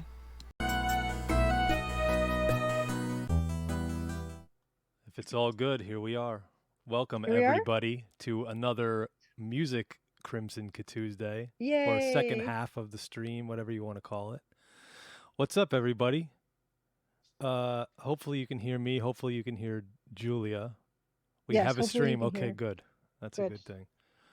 Bill Kuhn says, anyone who wants to download a vintage DOS word processor from WinWorld PC and use DOSBox, then get it. Yeah, exactly. Good. You hear us both? That's also a beautiful That's thing. probably important. I've shrunk too. I don't know. Maybe the camera's a little off from where it usually is. But yeah, thank you all. Fractal Mike is eating lunch. Oh yeah, because it's about what? It's about 11. No, it's probably about noon, 1 o'clock in Australia. Depending on where you are exactly. And I think I was always smaller than about 20% smaller than Julia, especially in real life. Yes. When you see us standing next to each other, she towers over me. I can make myself even taller. There we go. Look at this. All right. 1:34 p.m. in Sydney. There you go. 1:30. Yep. Ooh, nice nice emotes there, Evil Tentacle. I like that Australia with the Mm-hmm. flag and then the Nancy. That's nice. So yeah, we're going to make some noise today. Yes. Julia actually sent me a little bit of an idea before, and we're going to see what we can come up with for that. And I'm not going to describe too much of the idea. I'm going to allow my co-host over here, Yes. really the Yeah. host, I should say, Julia Minamata, to announce that. My name is Dan Polakar. I make noise. Julia makes games. I do. Well, yeah, yeah, this one, and I guess others, art You stuff. made others already. They've already shipped, so you can't say I guess. But I did the art for them. I Yeah, didn't but really they do already the. shipped. Well, yes. I I'm only not did going the to argue music with for that. other games. I didn't make other games myself completely, but when I was able to, okay, so Dan, when you made the main theme music for Crimson Diamond, were you able to see the game in motion and basically completed? Did Julia provide any themes or ideas that she wanted expressed in the music? So, good question. The demo was already up, I think, and Yes. playable at the time, but she was using public domain MIDI songs, Mm-hmm. Mm-hmm. Canadian folk songs, right? Mm-hmm. which is what I play on stream. So the stuff you've been hearing on all my art streams and everything is the stuff like it's called the Great Canadian Tune Book. It's like 6 hours of MIDI folk tunes for Canada, and that's the stuff I showed Dan. So so there was the demo that Dan could take a look at, and then I sent him all this music stuff so he could like, get an idea of what I was going for. So I took all Julia's notes, threw them in the trash completely, and did my own thing. Well, No, here's the that's not thing really true. is you know that when you guys said that Dan's Twitter bio had the wrong link to his Twitch channel. I told him that like 2 weeks ago, and he clearly ignored me. So you know how much he listens to me. It's really important for a musician to be able to use their ears properly, which I don't. Yeah, that Twitter bio must have been wrong for months. Ah, thank you somebody for something I can't see. I don't know why. You That can't Twitter bio see. literally has to have been wrong for months. Yeah, Like probably. Like because it months. was like your old one. It wasn't even like the old one before this one. No, I mean it's been Dan the Band Music for as long as I can remember. Yeah, but the Twitch link that you had just now on the bio was like Dan Policar or something. Right. That's clearly Yes. not it. It's been wrong, yeah, for a really long time. Yeah, I can't tell what just happened. I think it's Between the Borders now following me on Twitch. I'm not Oh, sure, but okay, thank you cool. for the follow. Why does it? It only tells you on the. It doesn't tell you in OBS, but it does show. I think maybe it doesn't show up. I don't know. I don't know why it doesn't show. Yeah, thank you for the follow. Ah, Idiocracy or idio. I can't pronounce your name. I do Iocracy. I think that's what it is. I've been pronouncing it wrong this whole I don't time. know. Blah Holtzen, there you go. He's already done it for us. Um, yeah, I have a few classic video game boxes behind me. I started actually as a, I guess technically the first game I played was probably a PC game, but also console game. But really, I was a PC gamer myself because I never had consoles until PS1, and I had to buy it with my own money, and I had to buy a refurbished one. I think it was 75 Oh, bucks from Funko Land when I bought it. see, I didn't even know that because I didn't know that you were also a not like a not console gamer. I was not a console gamer either. Like I've Well, I only would ever have had a been, PC. but I wasn't allowed to have them. They were Oh. outlawed in my household. I don't know why. But Blaholtzen redeemed some cool little Hmm. thing that I allow people to redeem with the channel points. You can show off something from the collection. So since we did just ask about boxed games and boxed PC games, I'll show off some new stuff that I just recently got. Um, I'll show off. I actually just got them in a trade from Illy Swank. I don't know if he's still here, but Oh, I nice. got him in a trade from Illy Swank. I'll show it off. This is the original Grand Theft Auto, and it's the UK version. Oh, so did they drive on the other side of the stream? Actually, I don't Stupid. believe that's the case, but you'd think I'm that sorry, would that's be a dumb right. joke. Yeah. You can drive on whatever the heck side of the street you want in Grand Exactly. Theft Auto. And this is the UK version, and it's a little bit different. I'll tell you what. I'll show off the other box later, and we can compare and contrast. That's a good shape. Yeah, it was really good shape. And then here's another one that he gave me, which is Diablo. This is also the UK version. Ah, And this one is different than the US box. The US box usually opens like a fold, but okay, yeah, yeah. this one doesn't have it. I don't know if this is a budget re-release or what, because it looks Hmm. cheaper than the US box. But either way, it's still cool. Still Diablo. And lastly, yeah, Diablo. Never heard of it. Diablo is going to be a mobile game. Sorry, that's a joke for anybody who's seen that E3 or Yes. whatever it is. Diablo 2. So this is actually kind of a tougher one to find in big box state. Most of them are the small boxes of this, but this is the big box, and this is also, yep, this is also a UK version.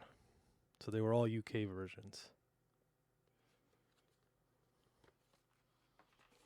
Hey Tonda, by the way, Tonda. Tonda, awesome streamer Tonda Gasa.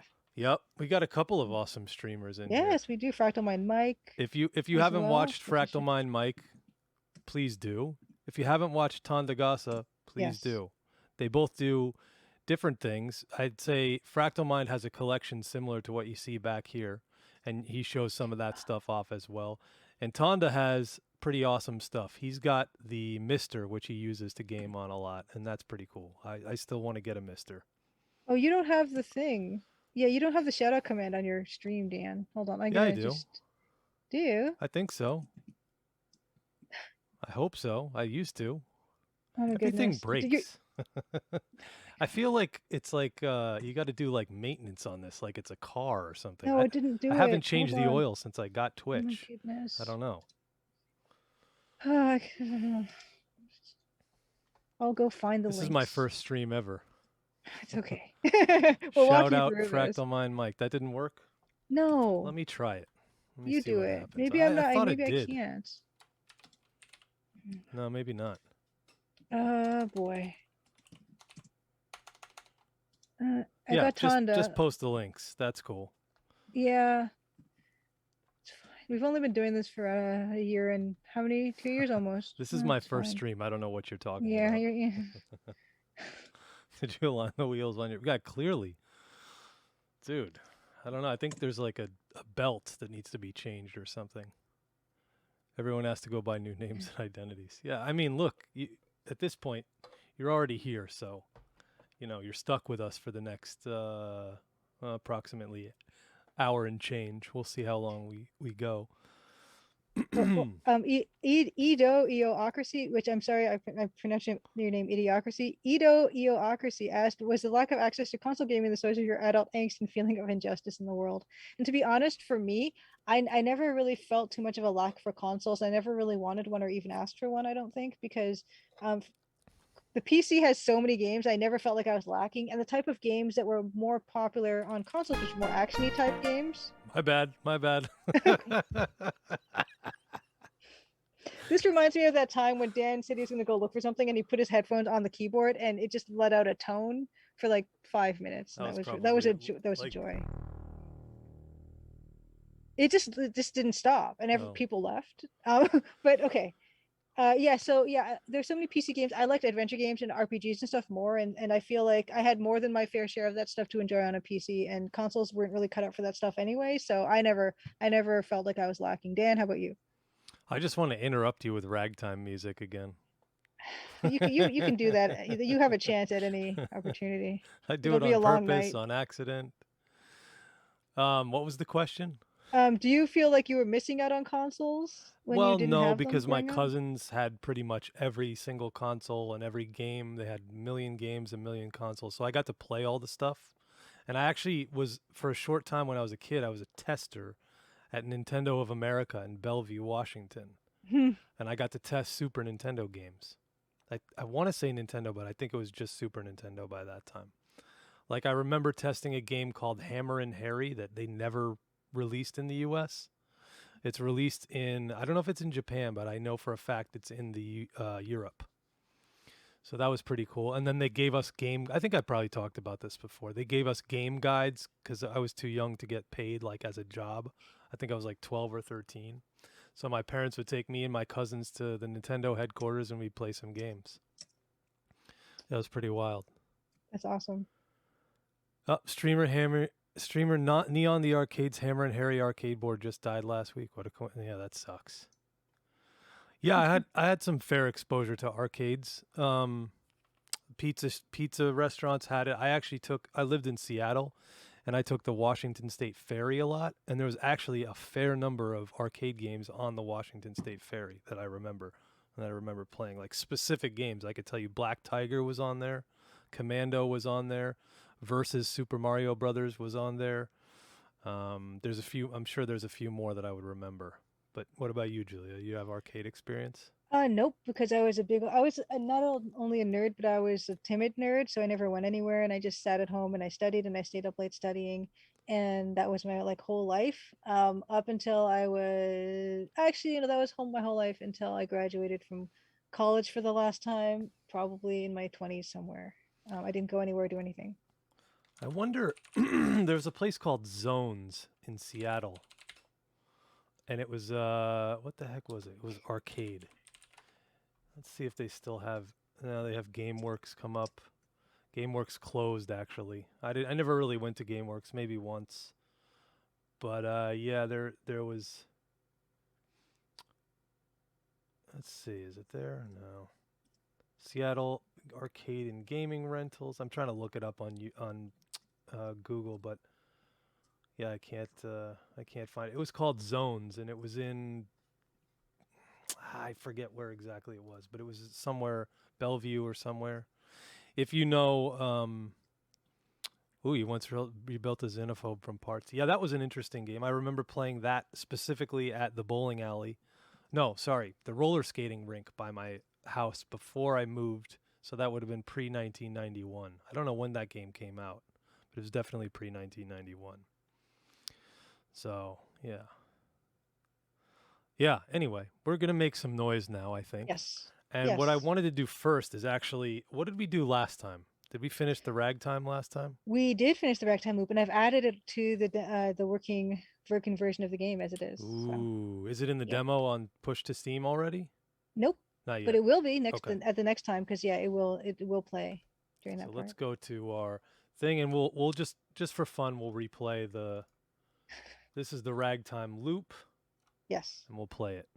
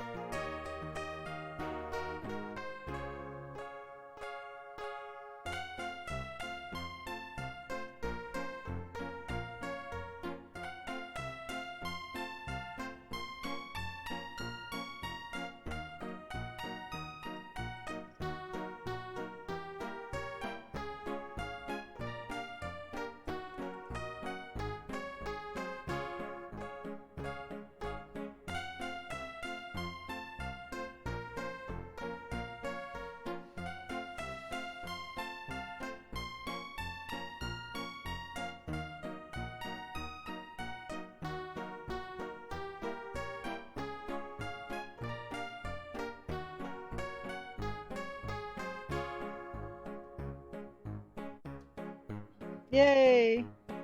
And then it loops back to the top. There we go. Fantastic. Fantastic. Yeah. And did we mention that what the original piece was based on, what the starting point was? So the original starting point of this song was actually for I sent a demo of this to Brenda Romero, who had asked me for some if I wanted to compose some piano music on her upcoming game, which was set in 1920s Prohibition Chicago. And I was like, sure. So my thought was, why don't I just do a demo before she even has the chance to tell me anything about it and just see if she likes it? And so I did the demo and I sent it over. And it never ended up being used in the game. And if you've played Empire of Sin, it will not fit in the game. Brenda Romero is super nice and generous. You're correct about that. Very much so. And hopefully I will be able to get to see her and her family again soon in Europe when I get to go back there at some point this year. But yeah, so I never put this particular song in the game, and it was a demo before any of the demos I actually did put in the game were approved. So this one was kind of available, and there's probably a few others that are still available that I haven't looked at, but they don't fit the Crimson Diamond as well as this would. So if you've heard the Empire of Sin soundtrack at all, it's a lot different than this. Shall we say? It's not MT32 music. That's number one. But yeah, that was it. And what did we decide his name is or her name is? Idiocracy. I do Iocracy. Oh no, they said Idiocracy. They're Idiocracy fine. is They're cool. not Okay. that picky. Yeah. Cool. Yeah.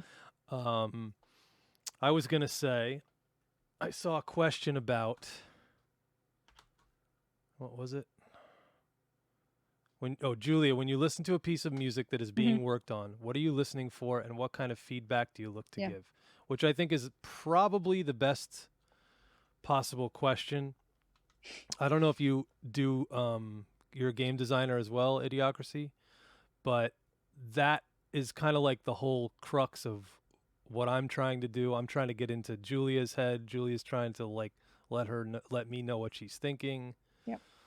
And sometimes we just fall on the right thing. Sometimes we don't. Sometimes we take, if you watch the streams, you can kind of see it, I would say, in process, which you'll see tonight, assuming you can stay for the rest of it. But yeah, you'll see us, kind of finding an idea and seeing if it works. And then sometimes we have ideas and they don't work and we just abandon them or leave them and say, hey, this might work for a different part of the game, but it's not going to work for this part we were trying to play it.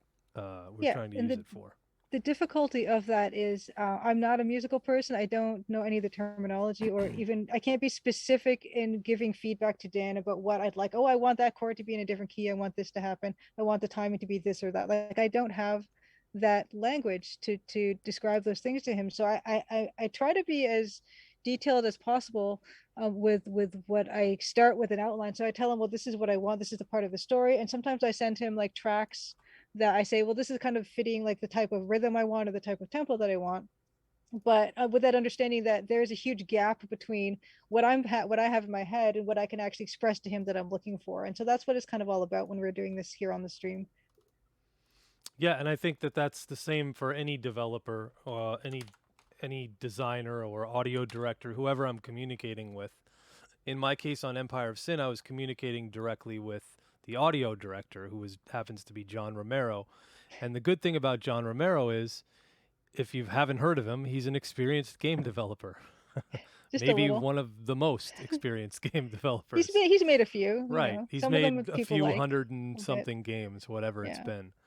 But yeah, so the interesting thing about him is he hardly gave me any feedback at all. But I can tell you that I sent about 7 or 8 demos that I got the feedback of like, eh. And then I sent one demo, Jesus, this is perfect. And then after that point, I don't think I sent a demo that he didn't like and use for the game, or we didn't develop into something for the game. Yes, Daikatana. Yeah, which I do honestly have up here. I can also see it from Dan's perspective as well, not from the music, but from when I work with clients on delivering art. It's sometimes people don't know exactly what they want, or they do, but they aren't able to verbalize that. And it's my job from my end is to interpret like what kind of stuff that they're able to tell me, the information they can give me, and to get in their head, like Dan said, and be able to bring them what they want, even if they are able to tell me like 70% of the picture that they're trying to show me. Yeah, and I think what would be interesting is one day, Julia, we should do this. We should have me pretend like I'm commissioning an art piece from you. Mm. If you want to know somebody who doesn't know anything about art and how to commission it and how to ask for what they want, that could be me. I could say, "Hey, yeah, this is I need this. I need more saturation. I need more hue." I have no idea. Yeah, Dan, when clients give you an existing sample songs as example of what they're looking for, do you find that to be a negative process, like it prematurely colors what you could have made? Actually, no. I find it the opposite. I find it super helpful because especially if somebody's like Julia, where they don't necessarily have a lot of musical experience and musical knowledge in order to be able to say, "Hey, I want you to play me something in A minor at 128 BPM and this and that and the other." So then if it helped with this game because the demo already had what she wanted to, kind of happen musically in the game, which was the Canadian folk songs. Mm-hmm. You start to think about I was able to see visuals of this game well before I made music, whereas with Empire of Sin, I literally made the demo having Mm-hmm. only the knowledge that it was a 1920s prohibition game and they wanted piano music. And we ended up using almost no I mean there's piano in the score, but there's no piano specific songs, really. There's just piano in the score. So, Deluxe Mm-hmm. Tux, that's our first dad joke of the evening. Mm-hmm. Good work. Good work. I salute you. Yeah, and Julia is good at finding descriptive words and mood, but you have to keep in mind this is well, you don't have to keep it in mind, but you should keep it in mind that was her first game. Yes. So, and this is the only game she's had the pleasure of being audio director on, I believe. Yes. 100%. So, yeah. Yep, the trust of do your thing. We're on the same. So, I assume Idiocracy and Between the Borders, you guys are devs as well. That sounds like it.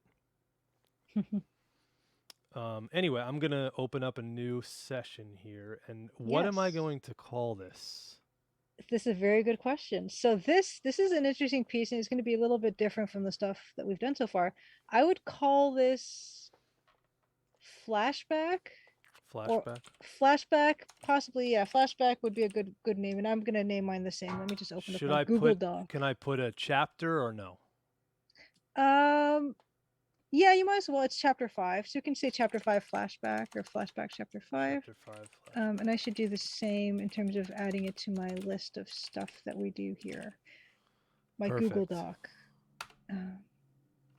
And then I will after I do that, I will be able to give you a bit more background. I've told Dan some stuff. I'm actually thinking I might tell chat a bit more of that information that I said that maybe we won't, but we'll see. Hold on. So this is Not gonna chapter save that. 5 flashback. It's like a flashback montage thing. So this is a convention that happens a lot in mystery stories, mystery movies especially, I suppose, or mystery TV shows, where something will happen that will change the main character's perspective on stuff that has happened before. And so she'll be recalling stuff that she had observed in like way back in previous, in a previous part of the game or previous part of the story, where she have saw something and she kind of cast it out of her mind because she had other things going on. But then when she sees something, she makes this realization, all these connections of oh, so like a montage thing, like a cut to one shot where something's happening, cut to another shot, and now she's connecting some stuff that kind of in her subconscious she had noticed that was a bit irregular. But then at this moment she's piecing that stuff together. So that's what we're doing. It's not going to be a loop. There's not going to be any dialogue in this piece, so we don't have to worry about a lot of times. So for instance, the Ragtime Loop that Dan just played for us, it had to be a loop because this plays in the introductory sequence, and there's dialogue in the introductory sequence, and the dialogue are text boxes that the player has control of whether when they clear those boxes and proceed to the next bit of the story. And so we couldn't let the song run out before that happened, so we need to give them as much time as they need. But for this particular sequence, it's going to be no dialogue. It's going to be completely set by the rhythm of what. Hopefully, it's going to be fun because I'm going to be setting it to what Dan is going to compose for us today in terms of how I'm going to cut the scenes and things. Um, Yes, it's the previous events recontextualized, the classic trope of a mystery story in terms of like a visually done mystery story. So it's like a flashback, montage, revelation type of a thing. And actually, I think I will give this other piece of information because it's going to help us come up with the rhythm and the tempo for the track, which is it's related to a train ride.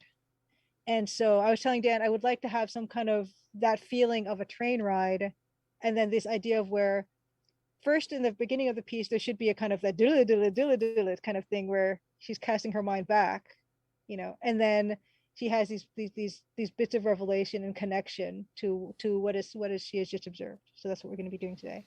Cool. And then there's a couple, I saw a couple things in chats. Um, Between the Borders, you just joined up with Wormwood Studios, so that means dual names hipped you to us. That's Oh, awesome. cool. That's pretty cool. How do you organize your music files? I think that's a question for you, Julia, because you don't want to know my process. Oh, well, Good we lord. spent 20 minutes a couple of streams ago for Dan to look unsuccessfully look for a music file. So I think we know just about the state of that. Yeah. Jeez. And speaking of which, I'm like going back through old files and now kicking myself that I have to find old sessions for other music that I've written lately. And it's like, oh God. One is from Well, 2015. I'm trying to go back and find the session files good from. luck. Yeah. Yeah, I mean, well, on before you came along, Dan, for the stream today, I was looking for some files to show some old holiday card files, and I have them somewhere, but who only knows where they are. And so, as I'm the same way. Oh gosh. Yeah. So Gusak PT, I hope that's a sufficiently insufficient answer because that's what it sounds like. And I'm not just catching up in the chat, and there I seeing Harp Glissando's incoming. Yeah, and Deluxe Talks also. I literally did the Mike Myers, Dana Carvey, doodly doodly doodly doodly thing from Wayne's World. I did that as well. Yeah, but it shouldn't be like a funny one. It's like a oh my gosh type of thing. So we don't want it to be too comical. But Idiocracy also is an industry and a Unity hobbyist. Run into John and Brenda Romero at several conferences, including talking to John for several hours at the Computer History Museum of all places. That's amazing.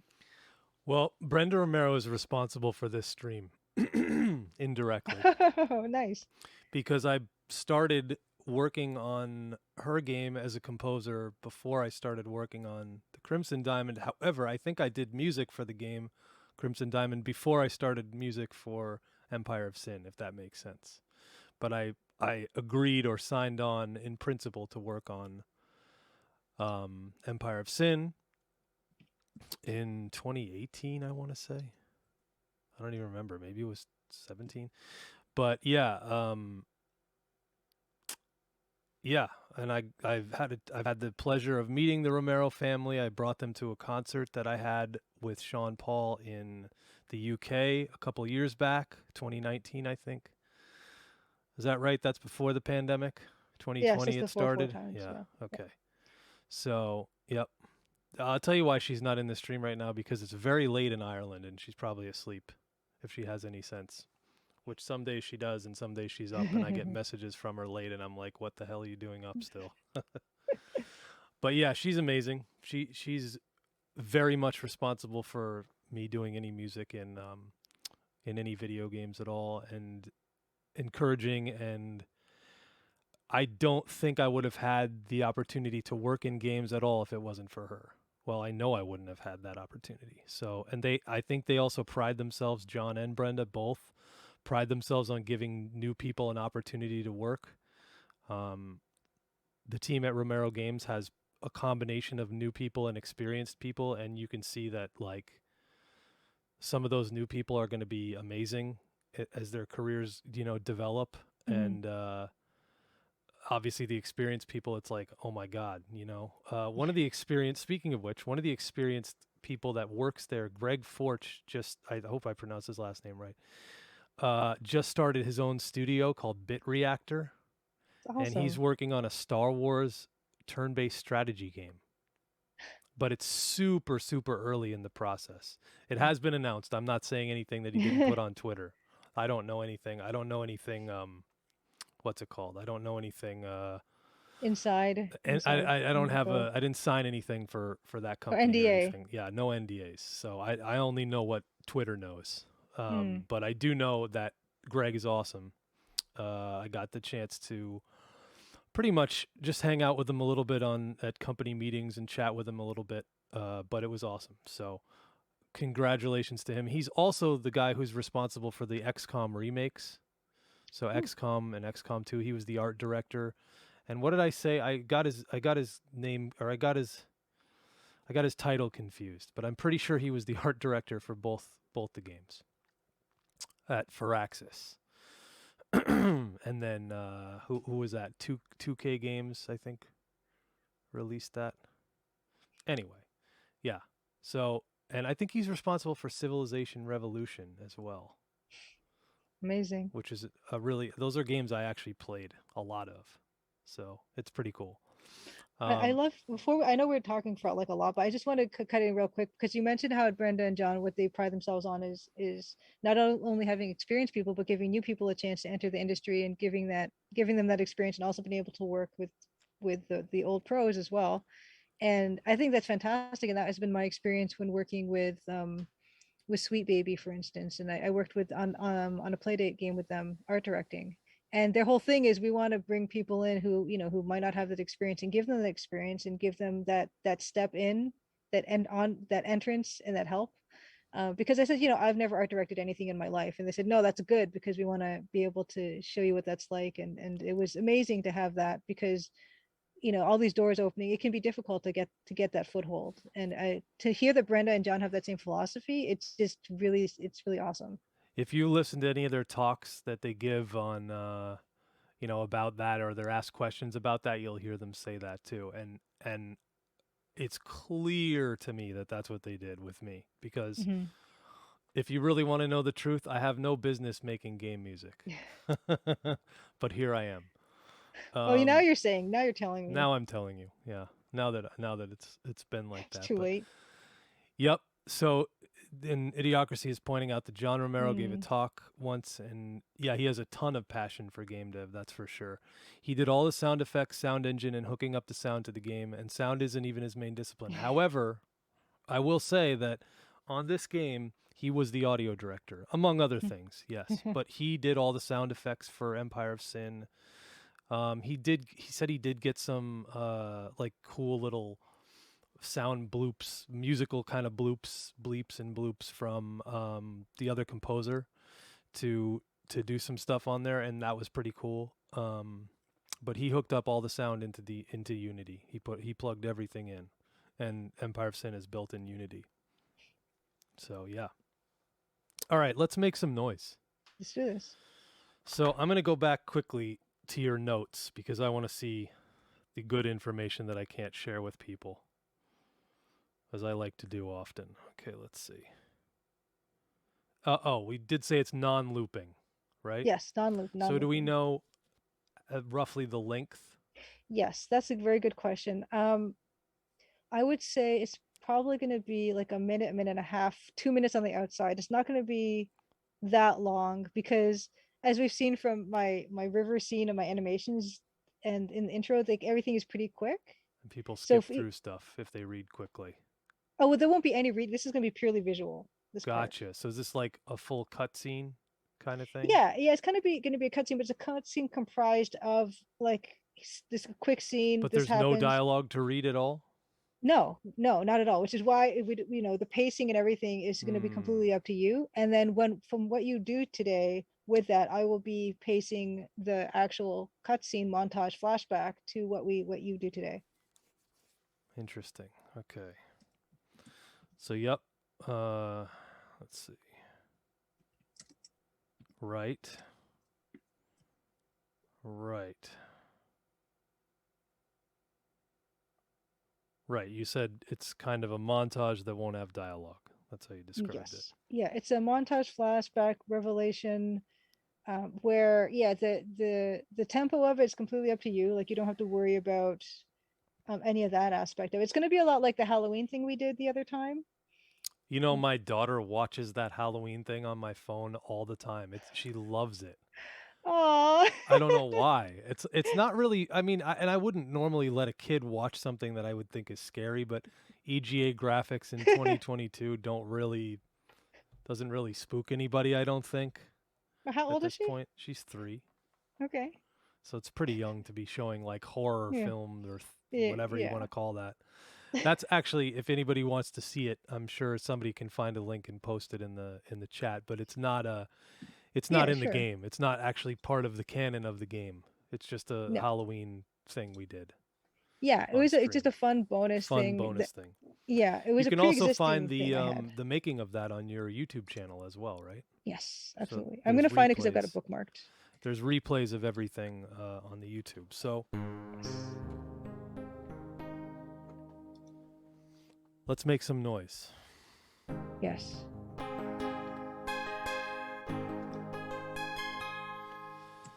So here's a good question. Should it start in major? Should it start in minor? I don't know.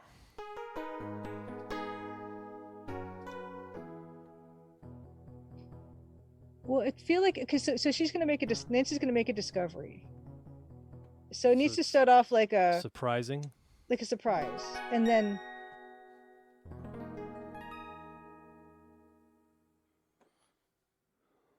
I kind of like something like that.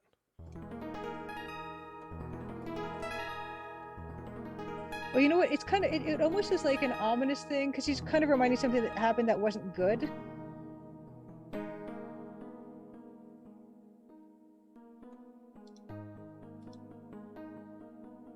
Mm-hmm. Mm-hmm.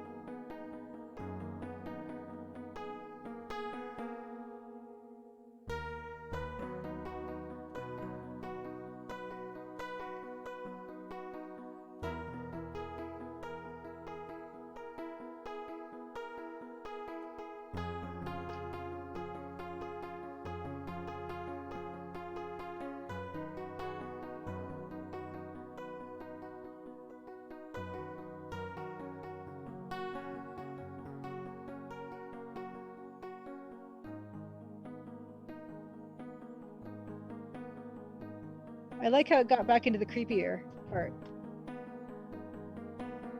Because there should be that feeling of subterfuge or something happened that was concealed from her.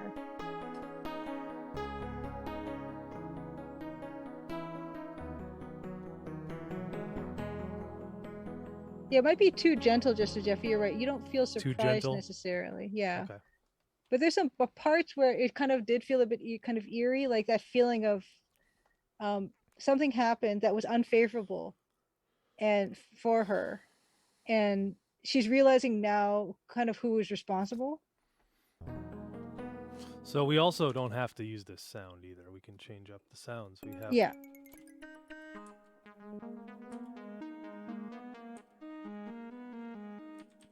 So I like the flow of it, but there does need to be like some punctuation in it to go Okay. like a hit of something and then go back to something like that.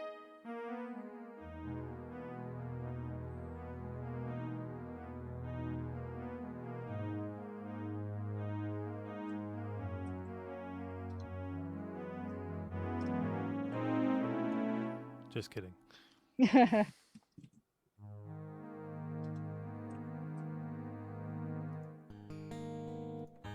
Yeah, that actually is that would be a good opener for it, because it's like she finds something and there's like and Something then like that. what's that go again? Like this. Yeah, that's good, because almost like with like this weird real like this like I want her stomach to sink when she sees what she sees. Okay. Okay. That's all you need to say.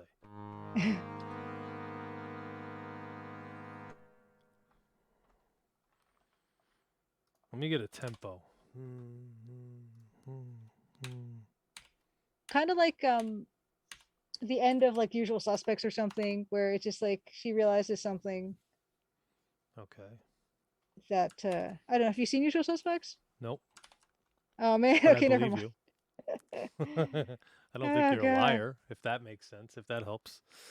it's it's a good movie. You should watch it. Let's see.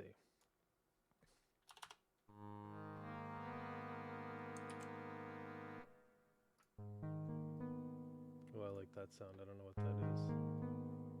I do like that, but not for the opener. I like the harsher thing that you had in the opener.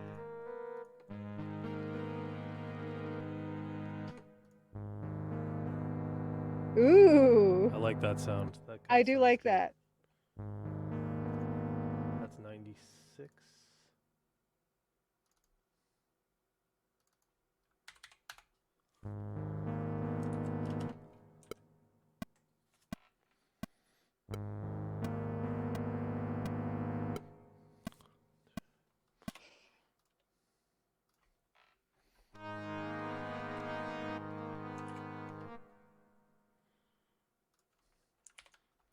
You know what we could make it like? I got an idea. Did you reveal the secret that you said was a secret just a minute ago, or was that just me? I don't actually now my memory. I don't even remember. No, no. The secret was it wasn't a secret, but I did tell them that it has to do with the train ride. Has to do with the train ride. Okay, Yes, yes, that was secret before. yes, yes. But I decided I was going to like share that because Spoiler alert.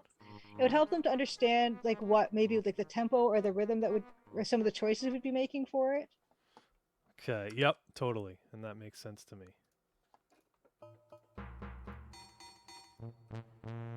Yeah, I think some drums here and there would be nice in it too because it could give us that kind of hit where it's like here's another thing da da da da da da da. Here's another thing, and I don't actually know how many things that there would be, but there's going to be at least. Hold on, let me think.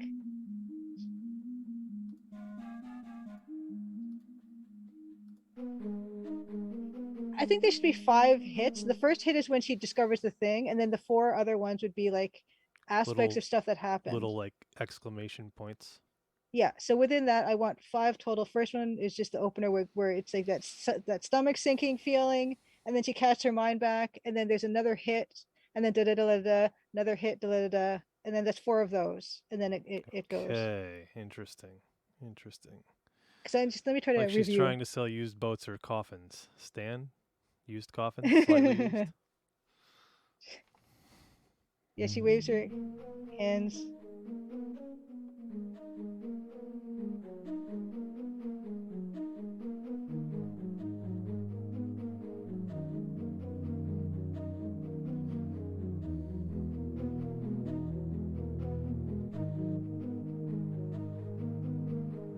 Something like that.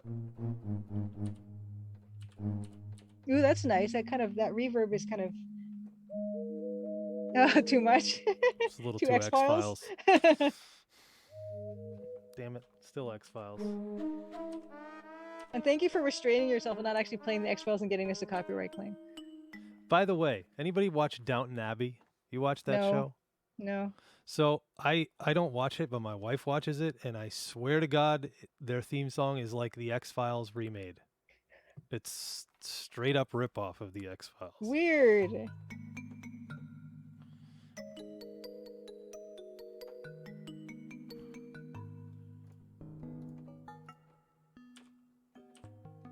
I kind of liked this one too. Ooh, that's nice. You That's like it? nice. Will it work for this? Is the question. I don't know. That's that's a Yeah. good question. That's nice. That might be better because it's got that clankiness that kind of works for trains. Yeah.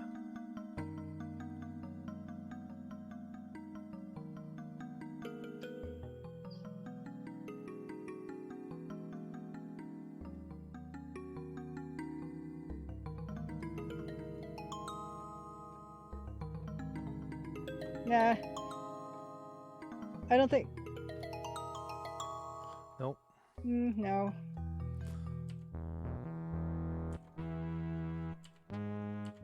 That's those It's a are little good. regal. Yeah, That's not bad. I almost like the crunchier ones Yeah. before. Because that kind of sounds like a train. Like, but is it too like horror like? Not really.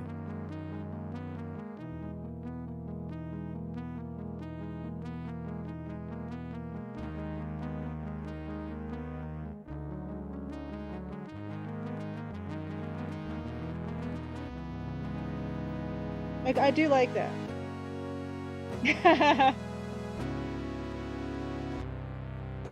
Yeah, I'll figure something out. That's good. That's good. Yeah.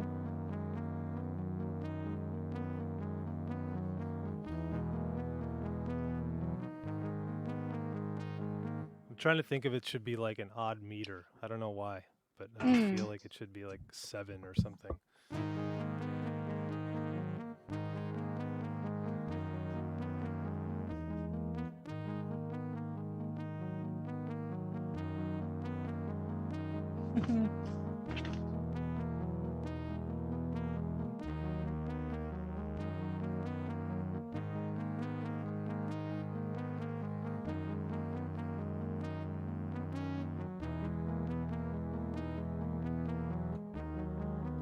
Yeah, I like that horn noise you got going because it does give Okay. that feeling of like the points. It's like a punctuation for what she's seeing or what she's realizing happened. Grisek PT says, "Don't forget to choo choo." I like it's kind of a nasally sound. It's kind of a sneaky Well, nasally sound. Idiocracy just asked for "Gimme More," so he's the only he or she they are the only ones who got it. I like that song. I think it was produced by one of the guys from Timbaland's camp at the time. I forget his name, but yeah, they were kind of doing a bunch of Britney stuff at the time. Vaguely remember some type of chord that's very useful outside of sounding dreamy. Well, there's the major minor 7. Well, that's Which not a is major. good. That's not a major minor 7. Well, that sounds like a That's a train. major minor 7. This is more like an augmented major 7. That's Major pretty 7 good. I do sharp like. 5. I Well, like that it. is a train. Yeah. Yeah. Is an augmented chord usually.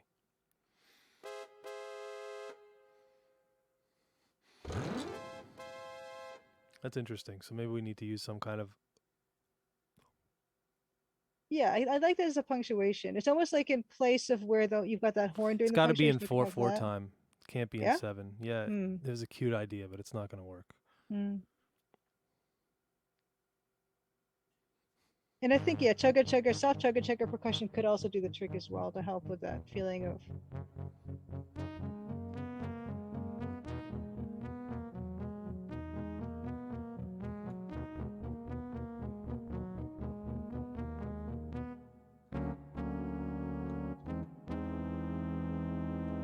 Yeah, exactly, Bill Kuhn. I was thinking the high chords is a surreal memory train whistle sound. That's exactly what I was thinking for it.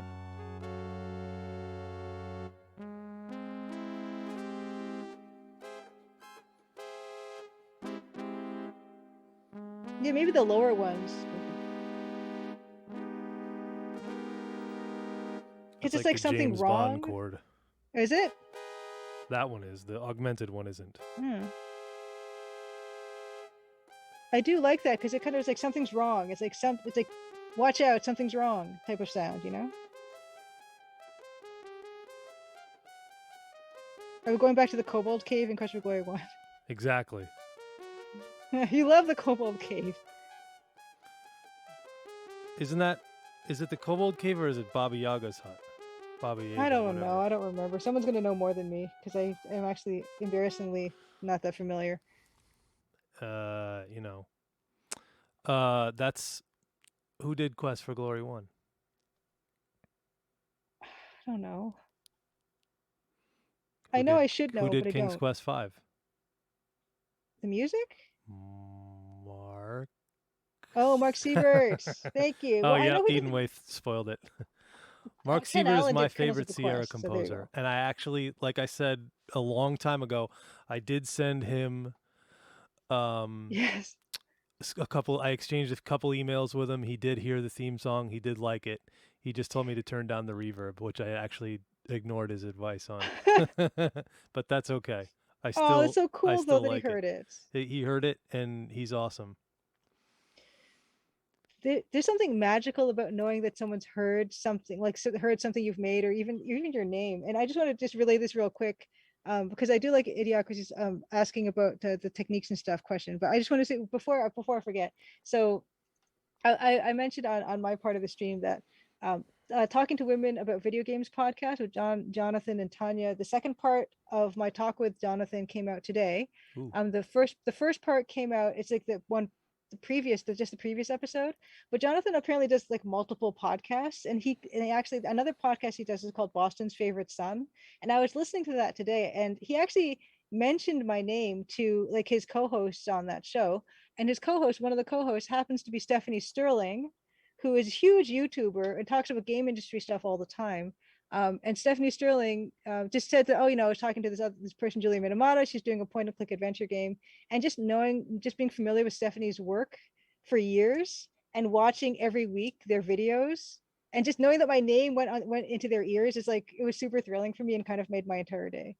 So knowing that Mark Siebert heard the theme song for the Crimson Diamond is amazing and magical. That's pretty cool, right? Yeah. Oh, you listened to the episode already? I haven't listened to the episode yet. I got to check it out.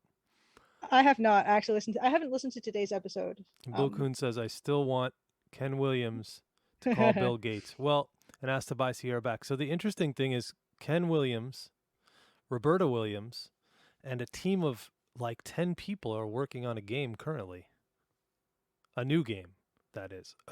I think it's a new game anyway. We don't actually know what it is. We know it's a game. And that he said something like Sierra fans will be a fan of this new game. So Ken Williams and Roberta Williams, most importantly, is working on a new game, which is kind of crazy.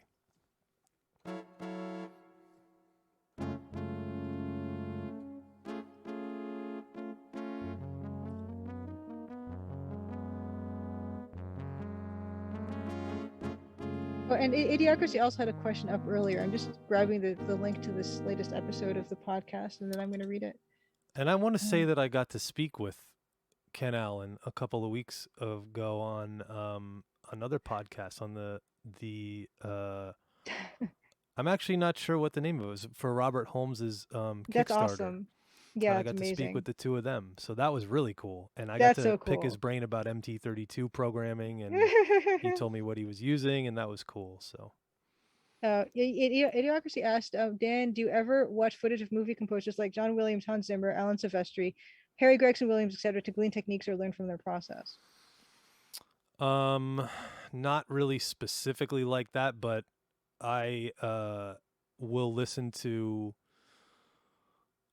I'll listen to reference songs. So remember, I think you asked the question before about, does somebody playing you a reference like screw it up? But for me, it's the opposite. So for me, I'll Mm-hmm, use a mm-hmm. lot of references. Like before I did Empire of Sin, I was listening to a ton of 1920s music to try to get in my head and in my ears and like research. I guess that's the best way I can say that I do research is just by listening to stuff of a time period or of a composer or whatever, whoever the references are, because this is something that happens with most people. They get something called demoitis.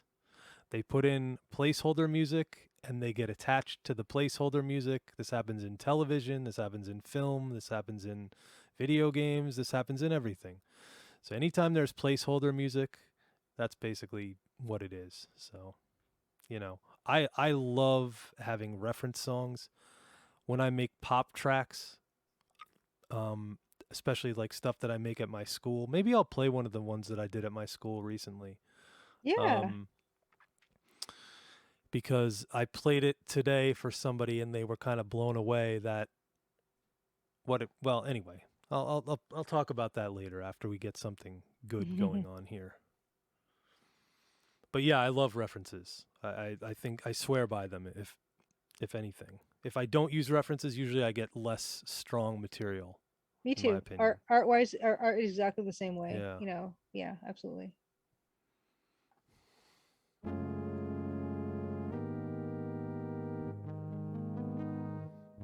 Okay, so what do we have? We have this one chord at the beginning.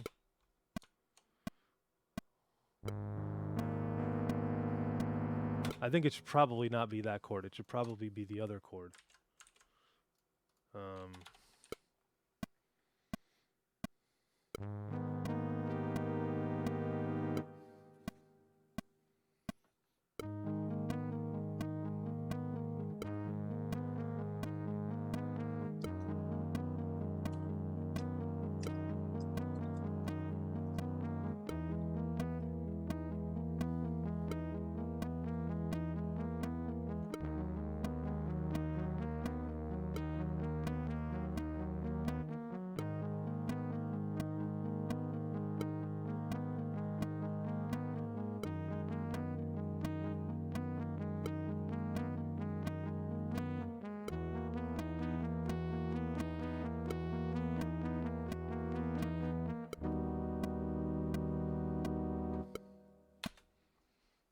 So that gets me, yeah, so I probably got to, I'm going to have to put one of those little punctuation marks every, let's see, let's change the time scale here.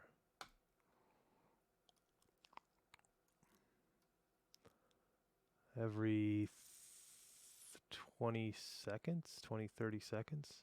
That gives me 1, 2, 3, 4 by just after a minute. Is that right? It's actually every 20 seconds or Okay, 21 seconds. yeah, so including the first one. So the first one doesn't really count, and then there's 4 in the actual, yeah, thing. Oh, so there's 5. Yeah, there's 5. So you want to make me do harder math is what you're saying. Just a little bit. I'd like to watch you struggle. With math, I struggle. With memory, I struggle too. But if it's a song or a chord, I can remember that. Can't remember who wrote it, but I can remember that it was something that I heard.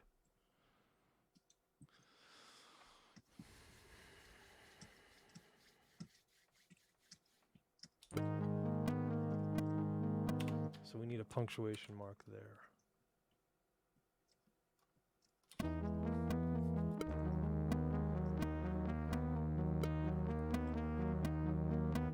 Boom.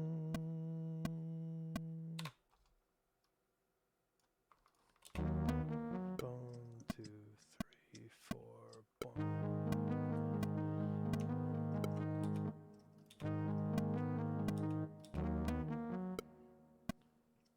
Oh, I know why that's not counting right. I'm in the wrong scale. Hello. 2, 3,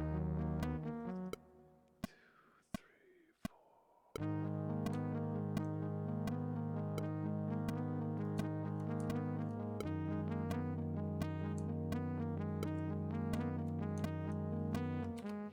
So we need some kind of punctuation here.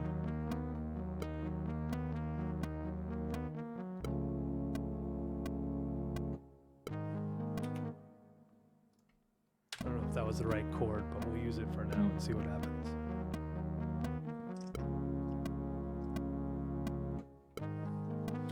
What we could also do is use the punctuation chords differently. We could use them with a different instrument. That might be cool. Yes, yeah, absolutely. Not that instrument, but it kind of sounds like a soap, like a soap opera. And not to say that's a bad thing. This is a soap opera. We're doing soap opera music, aren't we? A little bit, just a little bit. Like I don't mind the fact that it sounds a bit like that.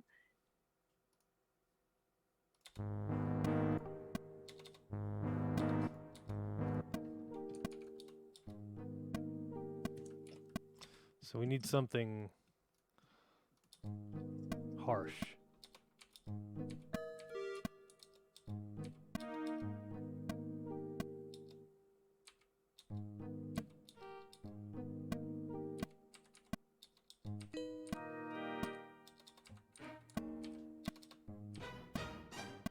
No. And like 3 or 4 before that wasn't that bad. That's not bad either, because that kind of does sound like a train whistle. You want a whistle sound? That we could Well, it do doesn't have that. to. It doesn't necessarily have to be a whistle sound, but I like how it kind of could sound like something, but maybe not entirely like it.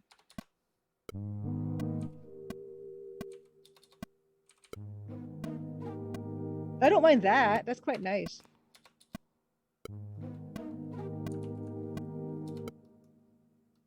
Because it's not that harsh, but it's still like a It's not like a harsh, but it's whistly. yeah. It's whistly and it gives you a bit of a start.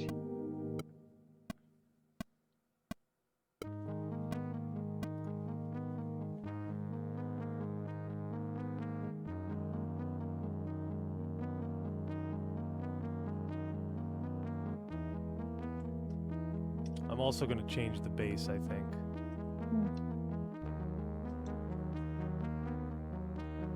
Let me also fix. So let me do that now. Let's fix this.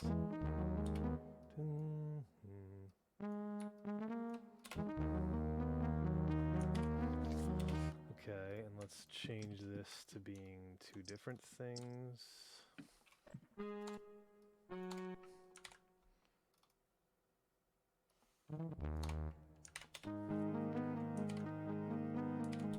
I think I'm going to play a whole bass part. I think that'll make more sense. Kind of reminds me of the eavesdropping music. Is that a good thing or a bad thing? Actually, no, it reminds me of the placeholder eavesdropping music, and I don't know if that's a good or a bad thing, to be honest with you. It might be a good thing.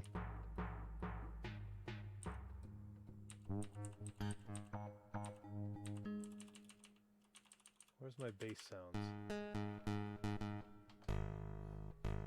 It's not bad. That's a maybe too horror, maybe. Well, it'll be okay because the other sounds will be playing on top of it.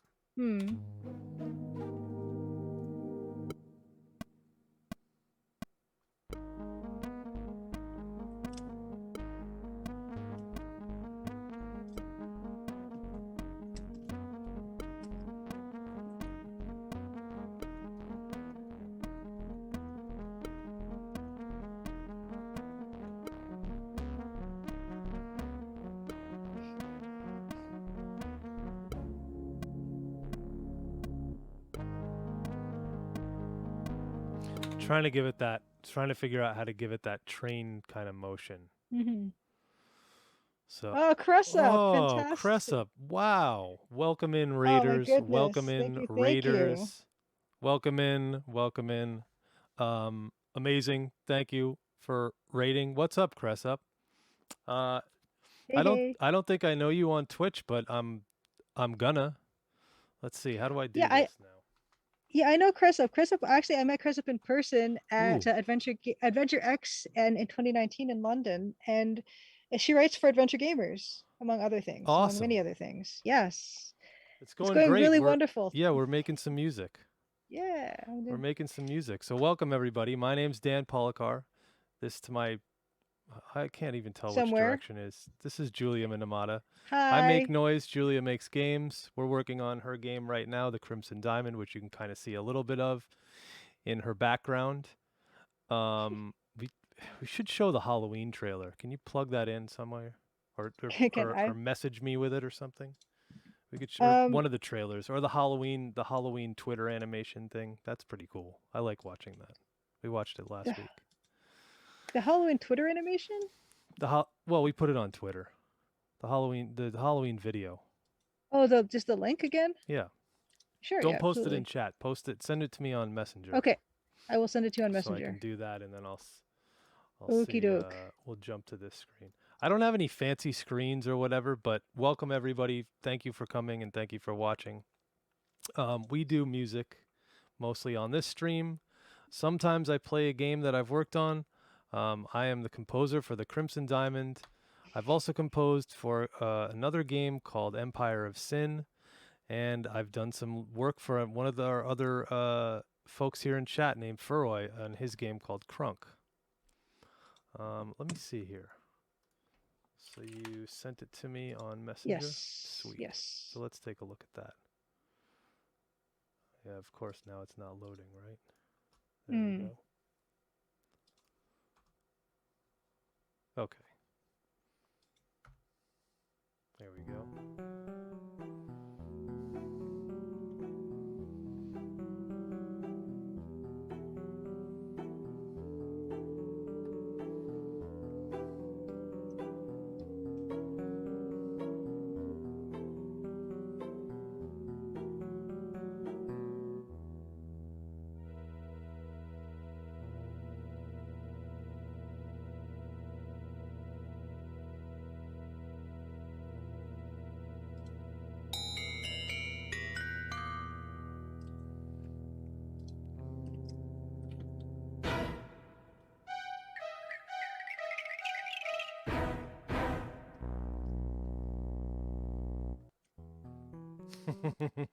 And there we are.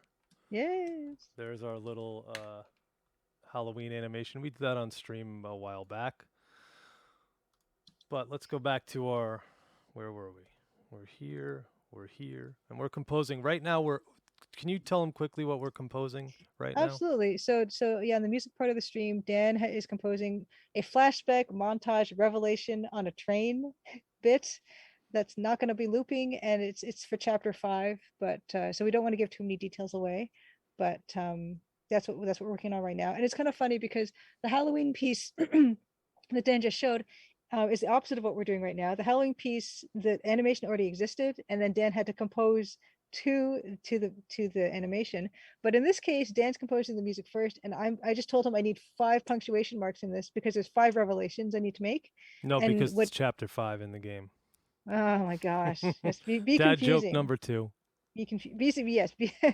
But yeah, so I'm going to take what Dan does and I'm going to use that to pace the animation for this section of the game. Yes. I saw somebody was asking if we attended GDC. I would like to, but I have not. And I And have the not the either. only developer conference I've attended was PAX East with Julia. Yes. So Yes. that is my And goal, Edenwaith. I have been to PAX East, I've been to PAX West. Yeah, that's right. You went to PAX West too. I'm Yes, as I'm well. jelly. That was the PAX West I should have gone to because there was the Sierra meetup, right? You got to go to the Yes, Sierra meetup and meet up I with all did. those folks, the And I Coles got and the Cole's Doug ugh, Herring, who is the artist for the Colonel's Doug Bequest. I have a Herring. picture with him. Yes. Metal Jesus Rocks was there. Yes, he was also YouTuber. He's there. Yeah. A former Sierra guy as well. Al Lowe was there of Leisure Yep. Suit Larry fame. Who else was there? There was more people. Was Josh Mandel there as well? Yes, he was, and I got to talk Yeah, to him briefly. Yes. that's pretty amazing. So Yes. yeah, Edenwaith, it's worth it. I think. You know, especially if you can swing it. If like it's not like a hardship financially, I'd say it's worth it. It's totally worth it. Bill Kuhn, this was in Bellevue, Seattle, whatever you want to call it, outside of Seattle, in 2019, summer of 2019. Does that sound right? Or fall of 2019? Summer, late summer. Summerish. It's like August, I think, right? And Yes, it then was like when late because August. we Yeah. do PAX East, in we did that in like February, the last one. We literally attended the last thing, the last conference that happened before the pandemic, and now they're, Yeah. opening up again. So let's listen to what we have so far.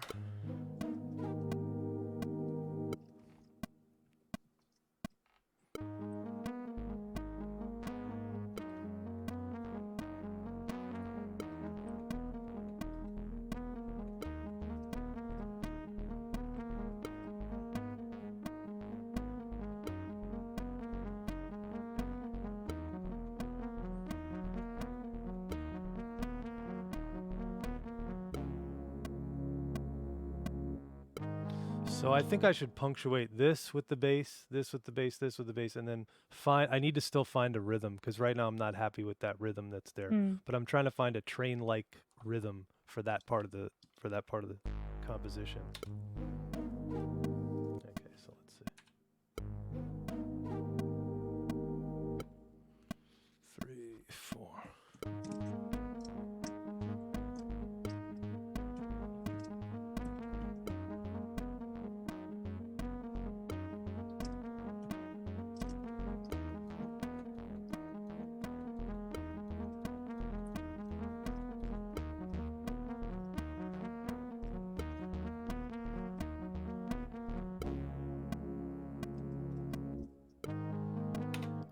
How do we feel about that? That's closer-ish, I feel like. I like it. I like that weird sound because it almost has a perfect cozy mystery tone.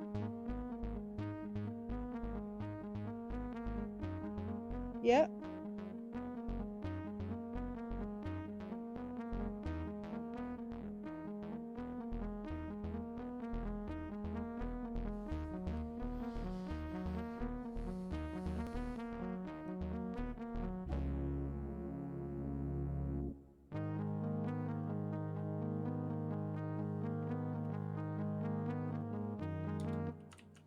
PAX East sells out in 15 minutes? No, I don't think so. Adventure X sells out really quick because it Does has it? pretty limited attendance. Yeah. PAX East was pretty big, and well, maybe the year we went because Nintendo and stuff pulled out, it wasn't as Yeah. well attended. Yeah. Yeah. I think so. Even still, it was pretty crowded. It was crowded-ish, but there was like you could go towards the back, and there was like empty Yes. booth spaces and vendor Yeah. spaces. Yeah. Yeah, I have a buddy in the big box collecting community that let me stay at his place up in Boston. He lives outside of Boston, so I'm lucky to have like a little place I can go hang out and stay when I'm up there. So hopefully I'll get to go at some point again whenever they reinstate PAX East. But yeah, GDC would be on my list. Um, I just got to convince the counterpart that it's an important thing. No, you can post a YouTube link as long as it's, kosher. Yeah, totally. We don't have any of the auto deletion stuff.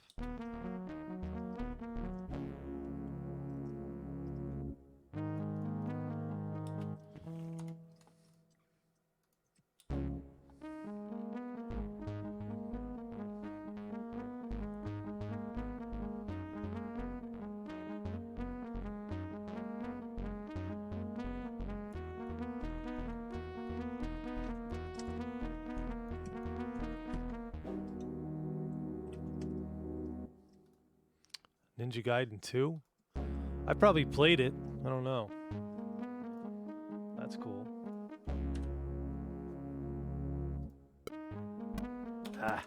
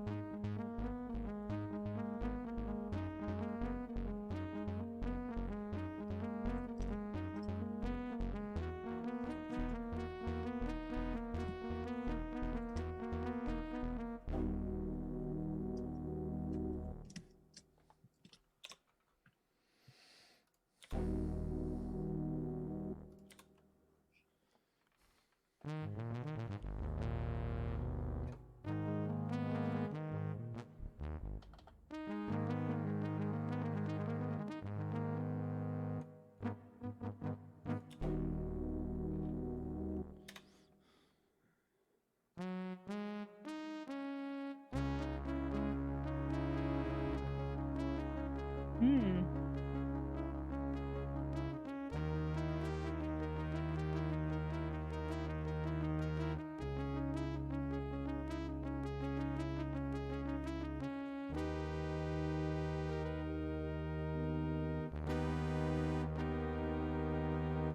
Something like that might be cool.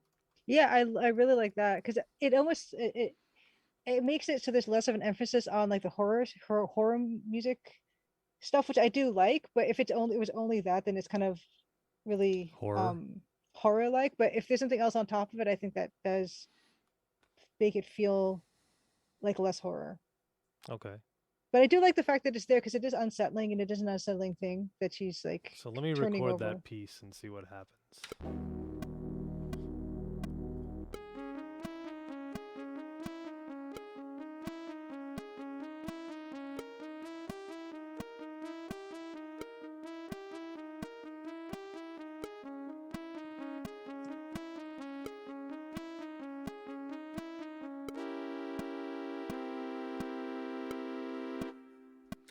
Something like that.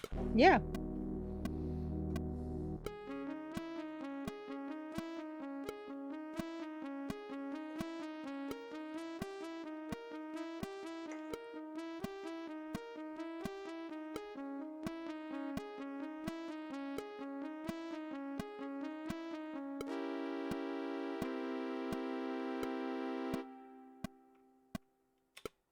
It's kind of cool. Yeah. Okay, so I got to figure out the bass part.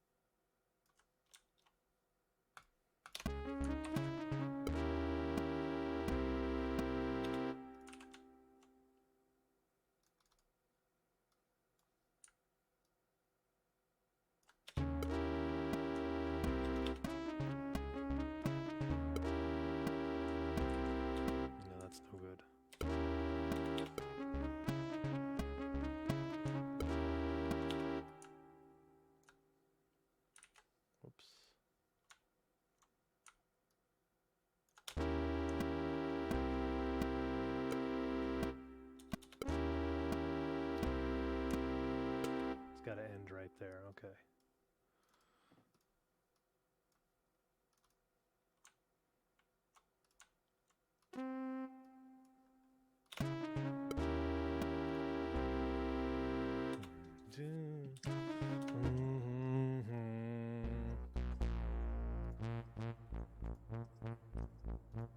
Doesn't have to loop, right? So I can go into a No. different key. So I Yes. have 1, 1, 2, 3. And let's go here.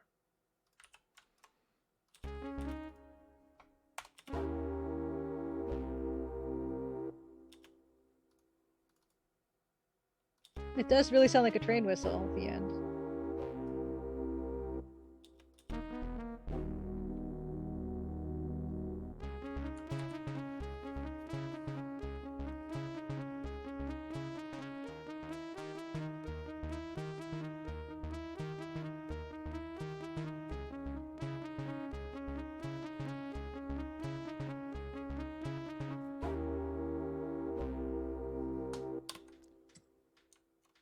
And I'm going to leave a little space here, I think. 1, 2, 3, 4. And then I'll go from there.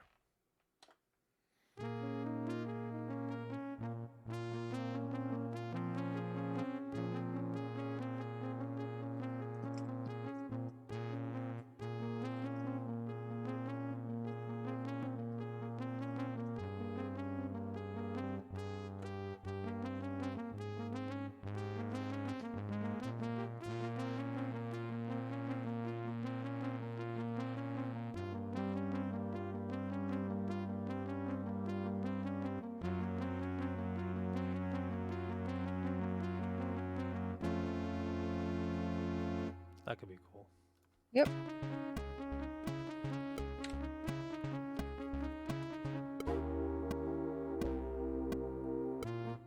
Oops.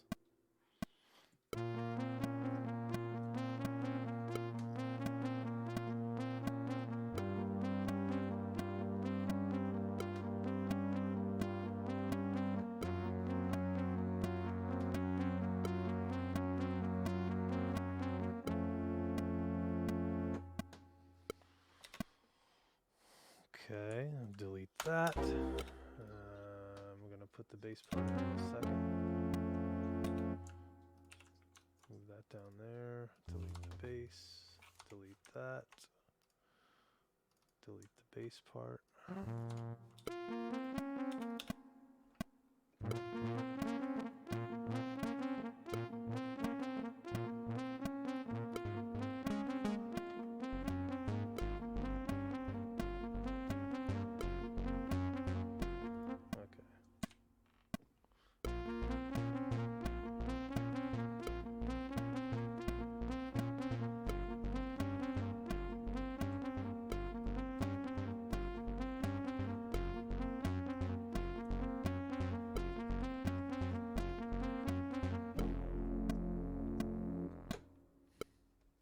Okay. Mm-hmm. So you said you met Cressup before? Yes, yeah, I did. We didn't give them a shout out, did we? No, I did. Yeah, Oh, sweet. Because your Good. shadow's not working, so I copied and pasted a link to Cressup's Twitch because Awesome. she does Twitch streaming as well. And I met her and Shorsha, who's also on Adventure Gamers. And Shorsha is the one who interviewed me for the Adventure Gamers podcast. So that was really Sweet. nice. So Yeah. Cressup, what do you stream? Are you still here? I don't know if you're still here or not, I but don't what do you know. stream? I can't remember. Let's see what she's been streaming. Let's see. Twitch. Unfortunately, I'm really bad about watching other people's streams. I don't. I try to get out watch. to them. I like to watch Fractal Mind Mike because he's usually on when this like during the daytime. For me, anyway. Probably later than hell for him. Dark Souls is what Cressup is streaming. Which Dark Souls 3. 3, Dark the Souls new one, 3. the newest one, I should say. Yeah. Other things she streamed recently are A Summer's End, Hong Kong, 1986, and something and Rust. Rust. So. Rust looks really cool. Mm.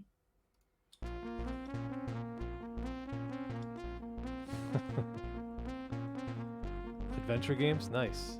And also DJs? Sweet.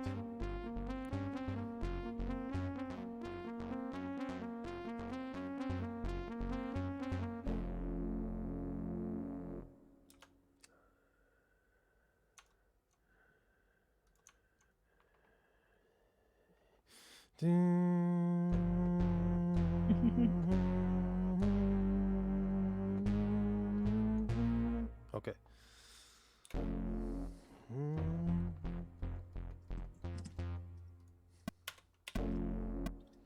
Got it here.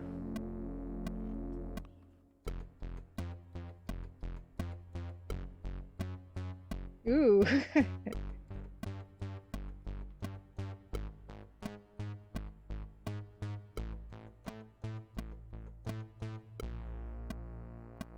I'd have to hear it with the rest of the stuff. Yeah. You're not hearing the other part. No, because that's honest, yeah, but I'm sure it's meant to go with a bunch of other stuff.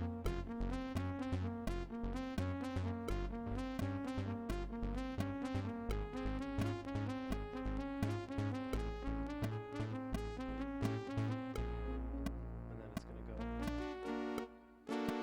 something like that. Let's see. I'm almost there. Yeah, I think so. And I like that the way it kind of discordantly ends. The sweet, sweet retronome.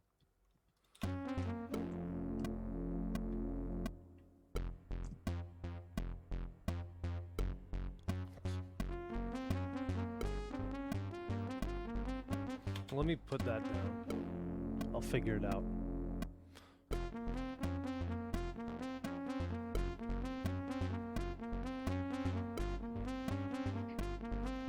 I'm not sure if I'm into that particular instrument.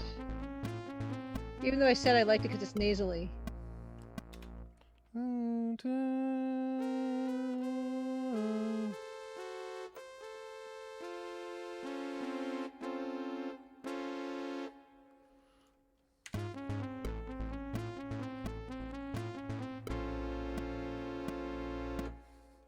Okay, that's the right chord.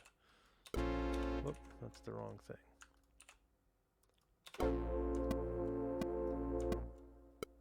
Okay. Which instrument? This one? The We can change it. no, not that one, not that one. Just the last one? Yeah, Maybe that I'm one. playing it too loudly. Because you see, this is fun. You can see that I'm gradually louder and louder and louder each time. I don't know if that needs to happen. Really. It's okay if it does, actually. I don't mind it at all. You just said you did mind it. Oh, no, just the last instrument. That is the same instrument as what's been playing, but Oh, are it's you just louder. serious? Yeah. Oh, holy cow. It sounds like me during an allergy season.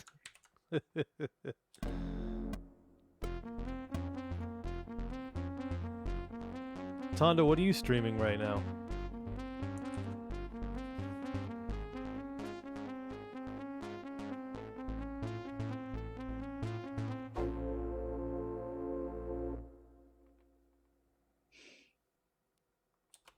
What do you think? Let's take a listen to the whole thing. Yeah, I need to hear the whole thing.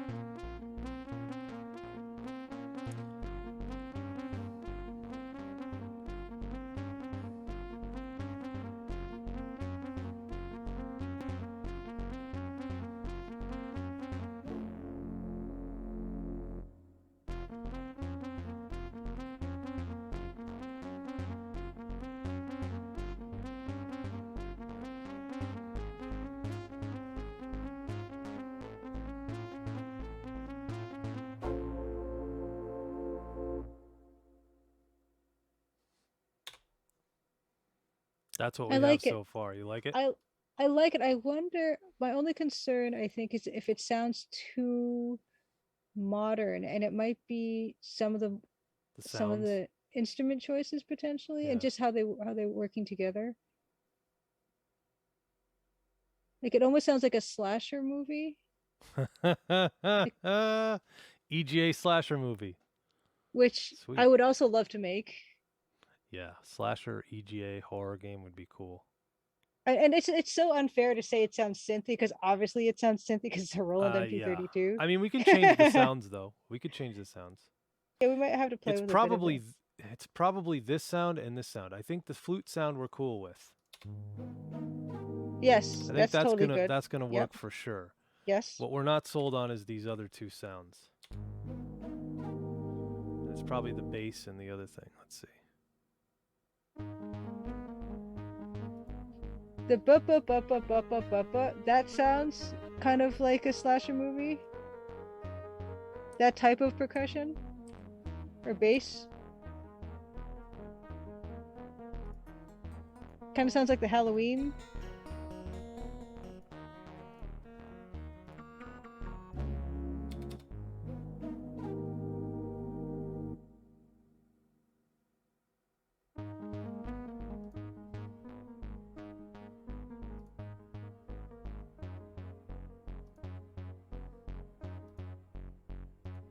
I think it could be this bass as well. Yeah, I think it's the bass, honestly. That's better. That's already better.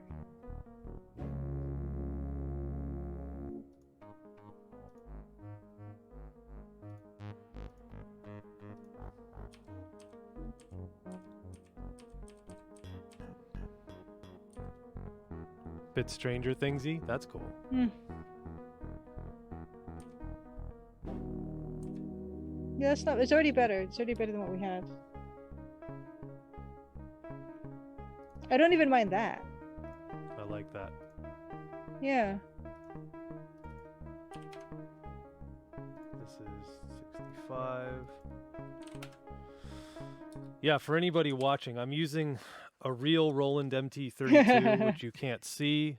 Let's see. Let's see if this will work, if I can do it without screwing up totally what's going on.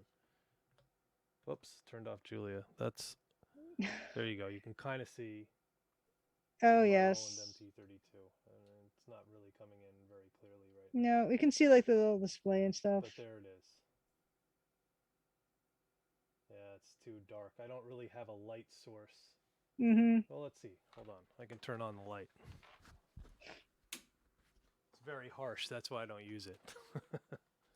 Yeah, you still can't really see it, but that's all right. Oh, There it go. is. Roland MT32 Legit. under the distressor, which is awesome. Awesome piece of hardware. Let me put the camera back.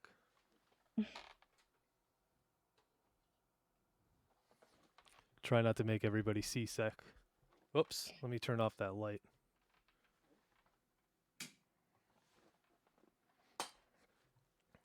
There we go. That's much better. Okay. You know what I'm not sold on either? I'm not sold on this pause.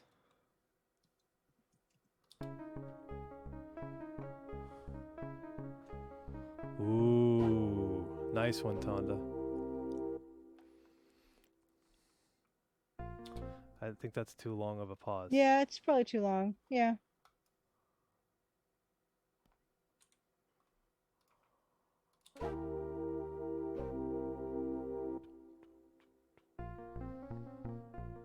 That's better. Mm-hmm.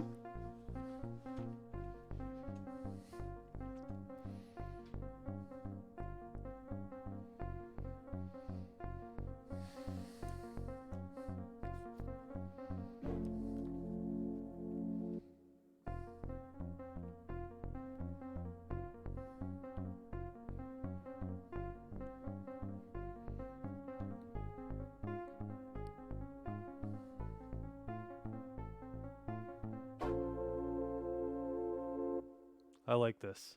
Mm-hmm. I think I'm pretty happy with what we've got here. Do you want to add percussion? We can try. It is good as it is. You know, it's always good to try something, and then if we feel like it's too much, take it away The again. tough part about this percussion on here is it's limited. Yeah. That's not bad. I don't actually mind the knocking.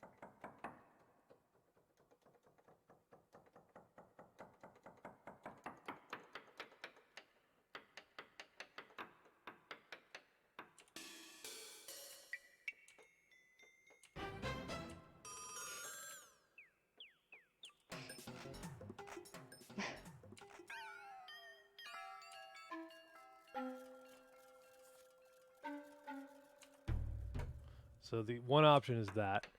The other option is to go fully channel 10 and go like with the drum kit. But the drum kit, there's not much to it.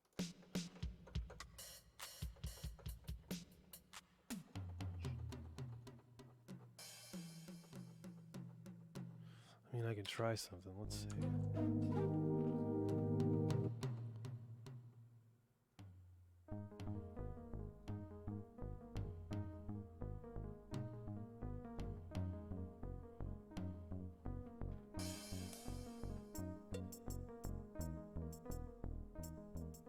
I don't mind that.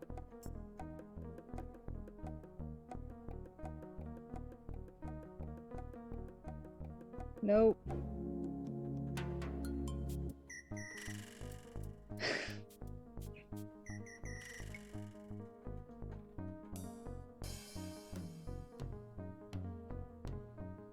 It's too modern for sure. Yeah, that's the thing. It sounds drum kit-ish. Random whistle. Mm-hmm.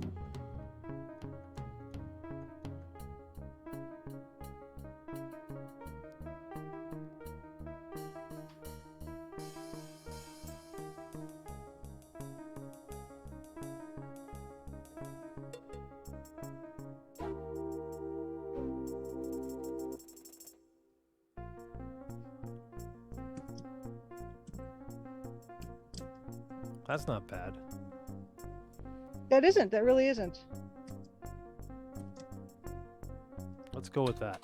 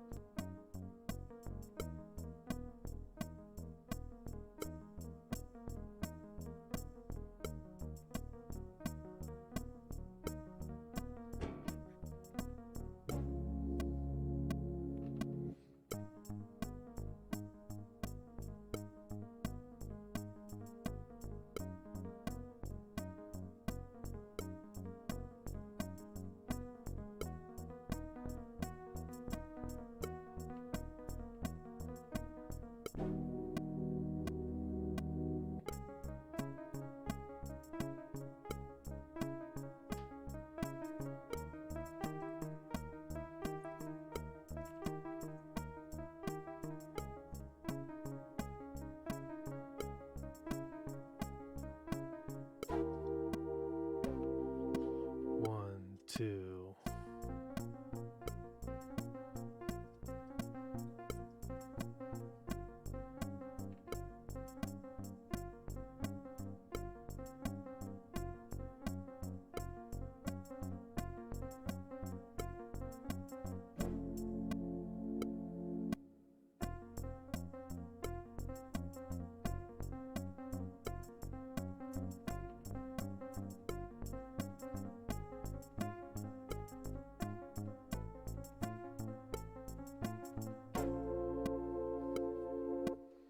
Let's hear that without the click.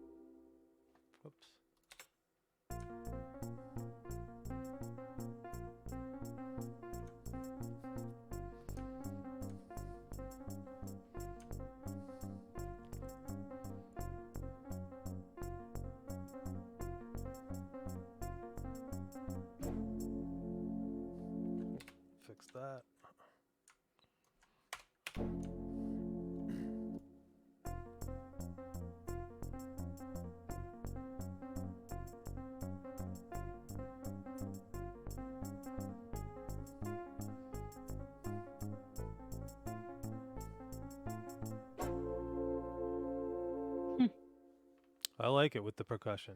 I don't I know what you really think. like it. Now I can't imagine it without it. Yeah. The only other thing I'm thinking is maybe even one more layer, but I know if I push it too much, I'm going to run out of polyphony, which is not Hmm. cool. Oh, and this I do isn't like the okay either. knocking. I do like the knocking. We could try it and pull it back. That's always the thing.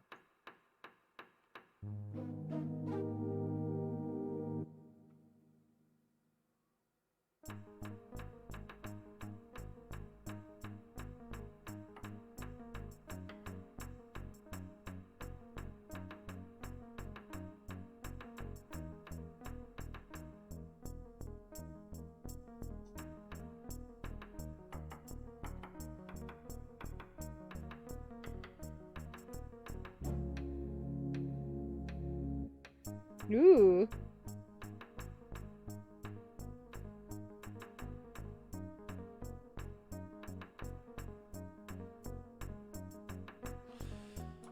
I like it, Hmm. but it's also like, I don't know. I don't know if it's necessary. Hmm. I think it sounds good without it. I'm a big fan of less is more. Hmm. What are you thinking? The wheels are turning. Yes, the wheels are turning. Because I do like it, but you might be right. But I do like it because it's it's just a weird noise. And when you hear knocking, who doesn't get a bit stressed when they hear knocking?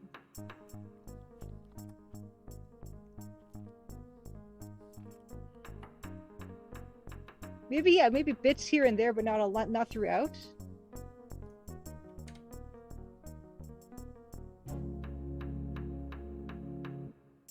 Yeah, like I said, punctuation. I kind of like it like that. That's cool.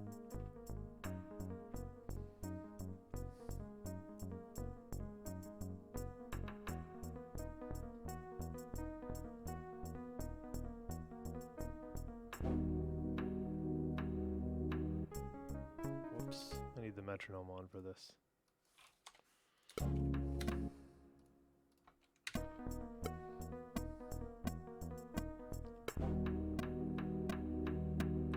Hmm.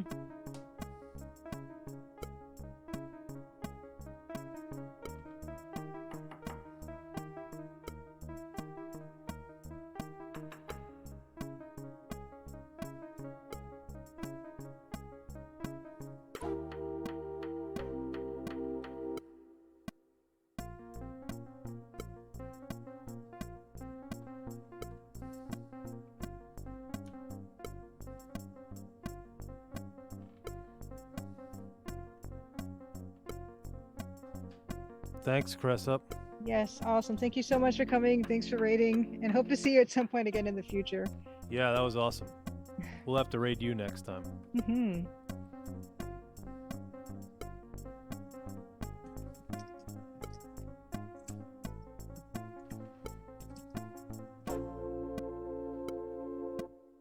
We'll leave it out there.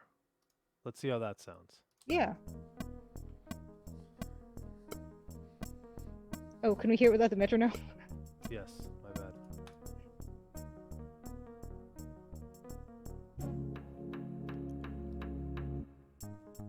Interesting.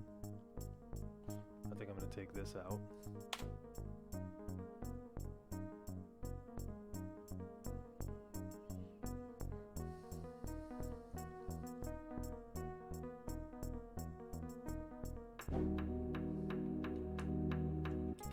That sounds like shit.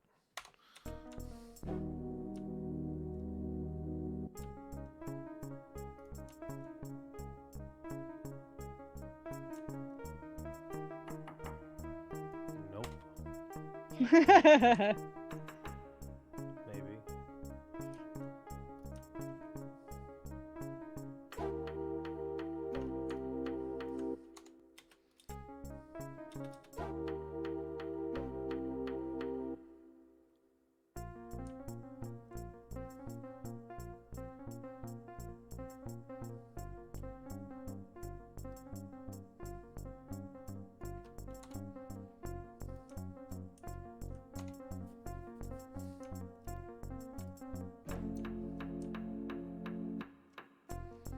It's weird. It sounds like a metronome.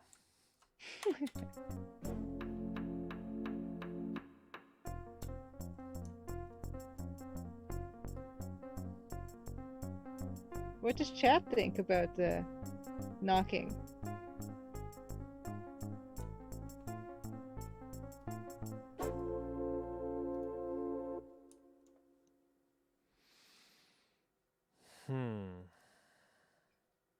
I'm not sold on it, but I'm not against it. What do you think? Maybe, like you have it in the punctuation parts. Um, what if Knocking is it's cool. Not the metronome. I'm leading towards team knocking. Okay, so people like the knocking. All right. I'm not opposed to it. What were you it gonna say? maybe yeah, maybe not just have it at the punctuation points. It could be irregularly put in like one or two here or there because it's kind of an off balance kind of a thing. So it doesn't stick out so much as if it was only in those The punctuation spots. I have it in punctuations. one place, Hmm. but maybe it needs to be. Just a couple tick tick kind of things just in.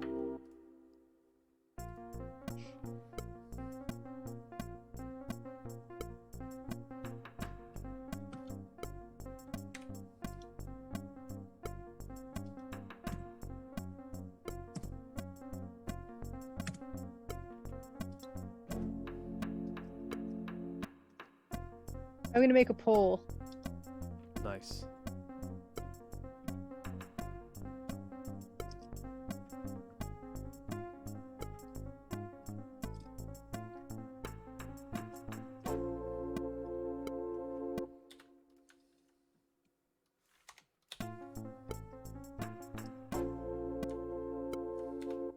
Okay. There's a couple of little randos there now. Okay, let's see. 2 minute poll. Okay, 2 minute poll. Sweet. Put it up. Okay, knocking or no knocking. There's a few options. You've got knocking, no knocking, less knocking, and more knocking. I guess the first one's kind of redundant. So It's pretty ignore much that. one or two. Let's see what the poll says here.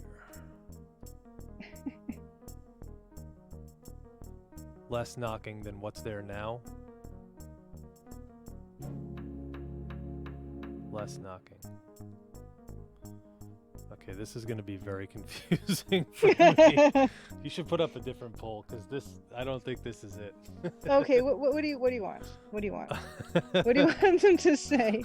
I want to know what the hell I'm supposed to do with whoever wins the poll. Knocking, less knocking, more knocking? Okay, well, there's clearly no more knocking. But I guess less knocking than what's there now? I don't know. Yeah, like based on what's here now. Only knocking.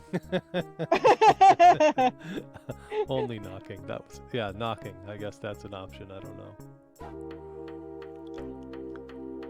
Yeah, based on what we have, more knocking, less knocking.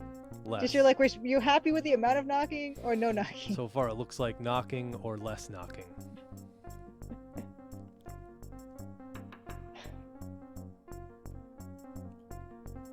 I want to sound like the FBI is at my door. Yeah, sprinkles of knocking. Just a Jeffy's got it. 100% more knocking, also no knocking.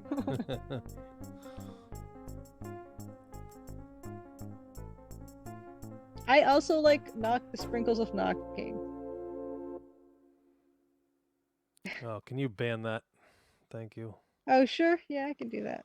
Let's see how you do that. Can I ban you? Yeah, for sure. Ban, I gotcha. Oh, Boom. you won. Later. Less knocking wins. So less knocking than what's there right now? Is that the answer? I guess so, but Or it was how we have it now? It's for me, I just wanted to know how people felt, but that doesn't necessarily mean that that's what we're going to go with. Mousimus has the right idea. That's correct. That's the only correct answer right there. Leave it and review it next stream with fresh ears. 100%. Because we're too close to it right now. And we're letting our opinions, or letting something, I don't know. You know what I mean. No, we're letting our opinions like opinion We're letting us our opinions affect us. unfresh ears Stale opinions. ears. Yes, whatever you want to call it. I don't know if that's a thing that people say. Well, we that happens in music all the time. You just like have to walk away from whatever you're doing and Mm-hmm. then come back. I don't know if it happens in art too. Absolutely, absolutely. Yeah, Except with music, you can't like biased. flip it backwards or turn it upside down and or step further away to You get a could better definitely look at it. turn art upside down. No, no, that's what I mean. With art, you can, but not with music. You can't Oh, be you like, I'm gonna can. reverse this. You can. You can play it at half speed. Oh, is that the same thing? Okay.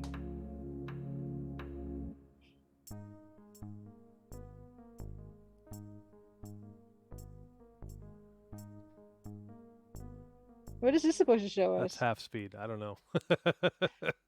You said it's a thing people do Yeah, it to is. help. It's usually to record, but yeah, I think so too. I think we've been listening too long. Yeah, I agree. Just to Jeffy, Mousem is too smart. If you've seen the demo,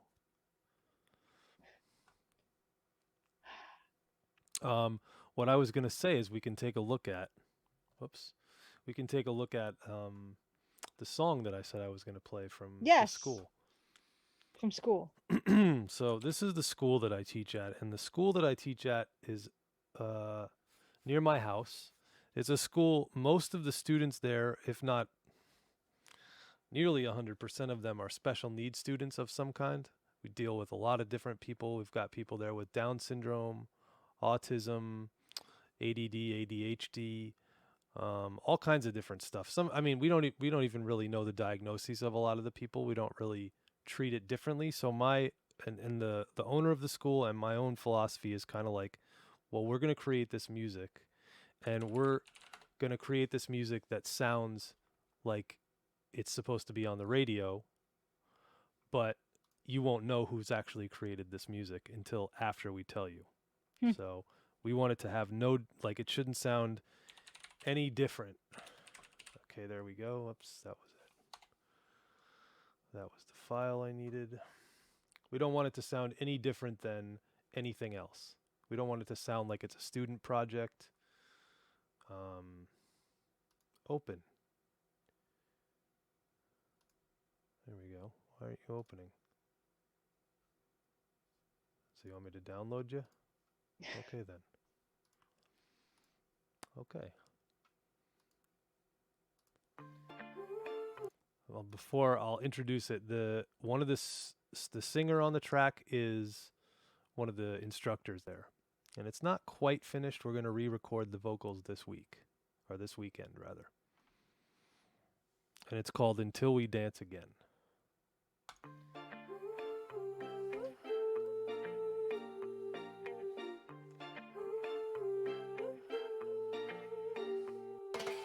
I remember when it felt so right, dancing on the rooftop through the night. Even in the morning, find you by my side. Wasn't much time to fall in love, traveling far and high above. Now you're looking at me, It might be a little loud. And I know that you miss me, and you know that you diss me. I remember your face, how you lit up the place. Tell me how it feels to dance again. I'm so into the rhythm of the past. When we dance, when we dance. Show me how to feel the breeze again. Floating on a kingdom in the sand. When we dance, until we dance again. Until we dance again. I missed you since that day. Why did you have to go away? You left when I needed you most. I thought we were close, closer than close, closer than most couples at least. Now I must find peace, and I know that you miss me. You know that you diss me.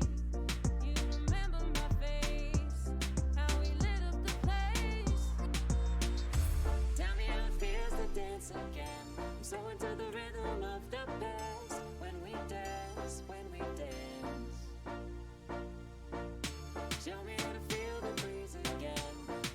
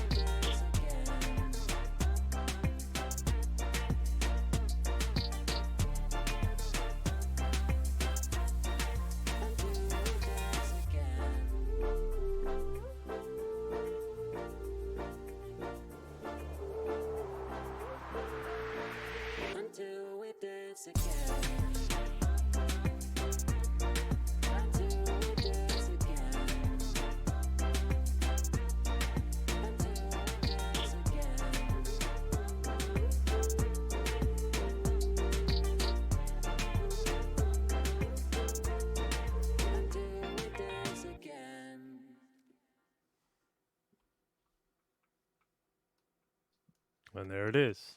Cool. Okay, so I have questions. Sure. It said, first of all, it sounds really good. Second of all, Thanks. so the students make the track, so Well, yeah, it's a combination of the students and the teachers and mm-hmm, whoever's like I have a kind of a philosophy that if you're in the room, you're going to contribute. So mm-hmm, whatever it is that you contribute, you contribute. Like you might contribute a lyric, you might contribute, "Hey, I don't like this part," or "Hey, I like this part. mm-hmm, Why don't you do it this way? This is too long. Can you shorten it? This is too short. Can you lengthen it?" That kind of thing. So each person really has like a strength that they're good at, I would say. Like some of the students there, like one of them is good with just like listening mm-hmm, to stuff and saying I like that or I don't like that sound, kind of like the sonic parts of it. mm-hmm, Another one is good with lyrics. Another one is good with the singing. Sometimes they're a little combination of things. Um, Another one might be good with saying, "Hey, I want this instrument to be in here now." Or, "Oh, I don't like that instrument. Can you make it something different?" So each person has their own strength and weakness, or not so much weakness. We don't really focus on that. We focus on like, okay, you're good at this, so help us with this. Okay, you're good at that, so help us with that. mm-hmm. And everybody, it's not really the strength that we have individually, it's the strength that we have as a whole that kind of makes it, one cool thing. And we're going to start to release this music pretty soon. So that'll be Awesome. really cool. I don't exactly know how we're going to do it. Probably it'll just be on YouTube at first. Mm-hmm. Um, but eventually it'll be on all the streaming platforms. And one of the things is we want our students to be able to like type in their name on Spotify and find the songs that they've worked on, stuff like that. Oh, that'd be so cool. It's such a good project and it's a perfect like a team project. Yeah. And the beautiful thing is we have different people there every week, like different students, different teachers, so Mm-hmm. everybody contributes. School of Rock, kind of like that. Um, it's different. It looks more like a bunch of recording studios. You know what I mean? Like Hmm. there's a bunch of rooms. So and they also do. So I'm like focused only on the music, but they do video. They Mm-hmm. do a lot of video, a lot of like video editing and making. They make their own videos. We have green screens, lighting, and all kinds of stuff. And there's like, how many rooms are there? One, two, three, four, five, six, kind of seven rooms. They're really like each room has a different thing that it's not completely different, but like our main room is like a DJ area booth. That's the other thing. This school is really a DJ school. I don't Hmm. even know how to DJ, and most of the people there are DJing. Some of the students, depending on what level that they're functioning, some of them just come in and sing. Some of them make videos. Some of them, it's just like it's all abilities. Let's Mm-hmm. put it that way.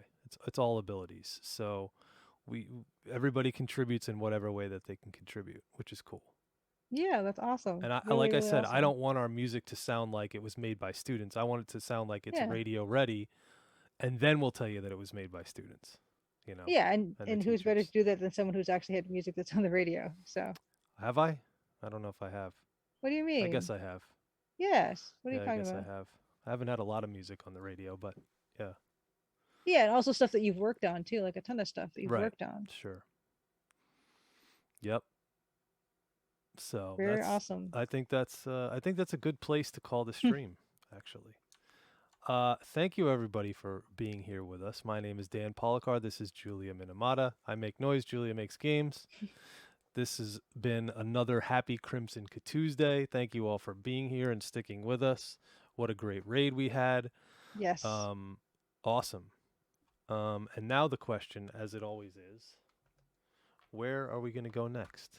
And as Who should Dan's we raid deciding on? that, I'm going to just quickly say next week will be an art stream. Ooh, We're gonna finish animating our fishermen in the stream, and hopefully, if there's time and I get to it, I can implement that into Adventure Game Studio and show that part too. And then what we do at the end of the art streams is we'll continue the Let's Play that I started a couple streams ago of the last half of Darkness, which is an adventure game, a DOS-based adventure game from 1989, 1990. and I've been really enjoying it. It's really nicely designed, and I so far haven't had to resort to a walkthrough, which is kind of nice. So yeah, that'll be next week. Nice. Yeah. Oh, Fractal Mind Mike, thank you. You're not going to stream soon. We can't raid you, can we? You're not on according to my making drawings. Nice. I have a few people on my list, but let's see first of all, as always, Of is course. anyone playing the Crimson Diamond? I'm not on right now. Okay. I didn't think so. Yes, we are actually live doing the Crimson Diamond. I love the fact that we have that tag on Twitch. I don't know how that happened. It just happened. I didn't do It anything must to have do that. rated Steam to get that. I guess so. It must I have. love it. Right? It looks so cool and official. Is anybody playing Quest for Glory? This says somebody's playing Quest for Glory too, but it shows a video of Super Mario Maker. So I don't believe that one. Then there's somebody playing Quest for Glory 4, Mr. Kill Everything. I'm not a big fan of the name, but hey. Let's see. What else? Is there any other good? I actually see that Middle Age Stream is playing Cyberpunk, and I kind of want to see that. So I'm Ooh. kind of tempted to go to see Middle Age Stream, even though that has nothing to do with what the hell we do. Well, it's an adventure game, kind of, isn't it? I've not played it. It's more like an action RPG. Uh, Not really much adventure, but it's a cool game. I played a lot of it. I need to reinstall it on my machine because I think there was a recent update. So it supposedly added some content, or it's either coming or it just happened. I'm not too sure. Yeah, Speaking thank you, of, everybody. yes, I thank you, Goman-sama, Bill Kuhn, Just a Jeffy, everyone. Before I forget, yeah, Space Warlord Organ Trading Simulator, which I did art for, they did come out with new content. That's just Ooh. it's included with the base game, the regular game. I call it the base game, but I don't think there's going to be DLC for it. So anyway, if you buy the game, there's new content added, and new artwork and new storylines. I got to do a few more portraits, which is a lot of fun. And I just looked up to see if anybody's playing, but nobody's playing right now. There's somebody playing 5 hours ago. And somebody saying, wondering what peanut butter and organ tastes like. Interesting. Yeah. Yeah, so I think we should go middle age stream. I think that's where we gotta go. Yeah, you where your heart our leads crazy you. buddy. Cyberpunk. Middle age Yeah. stream. Raid. Middle aged stream. Jimbles. Thank you all for coming, and we will see you guys next week on Julia, aka A Maple Mystery, _Maple Mysteries channel at the same 8 o'clock Eastern time. And yeah, hope you guys have a great week. We'll see you on Twitter and the metaverse. Oh my goodness. Yeah, happy Crimson Katutu Tuesday, Dan. It's yes, February it's 22nd, Tuesday. 2022. Yeah, exactly. That only comes once in ever. The next one will be 2222. Yeah, I don't know. Are we? I guess we are metamates. I don't know. I want to pronounce it matamates. I just saw somebody say, "What is the value of real estate in the metaverse?" What in the world? That's exactly the face I made. I was like, "What the hell are they talking about?" But you know what? Maybe I'm just old. Probably am. Maybe. Okay, I am just old. Yeah, that's fine. It happens to everybody. Thank you all. Well, most people. We will see you soon. Yes. And we are rating. Cool. Oh my God, he's ridiculous. He's ridiculous. By their name. What the hell is happening? Dan, the band is now raiding? We had 3 back-to-back raids? It's impossible! Dan, the band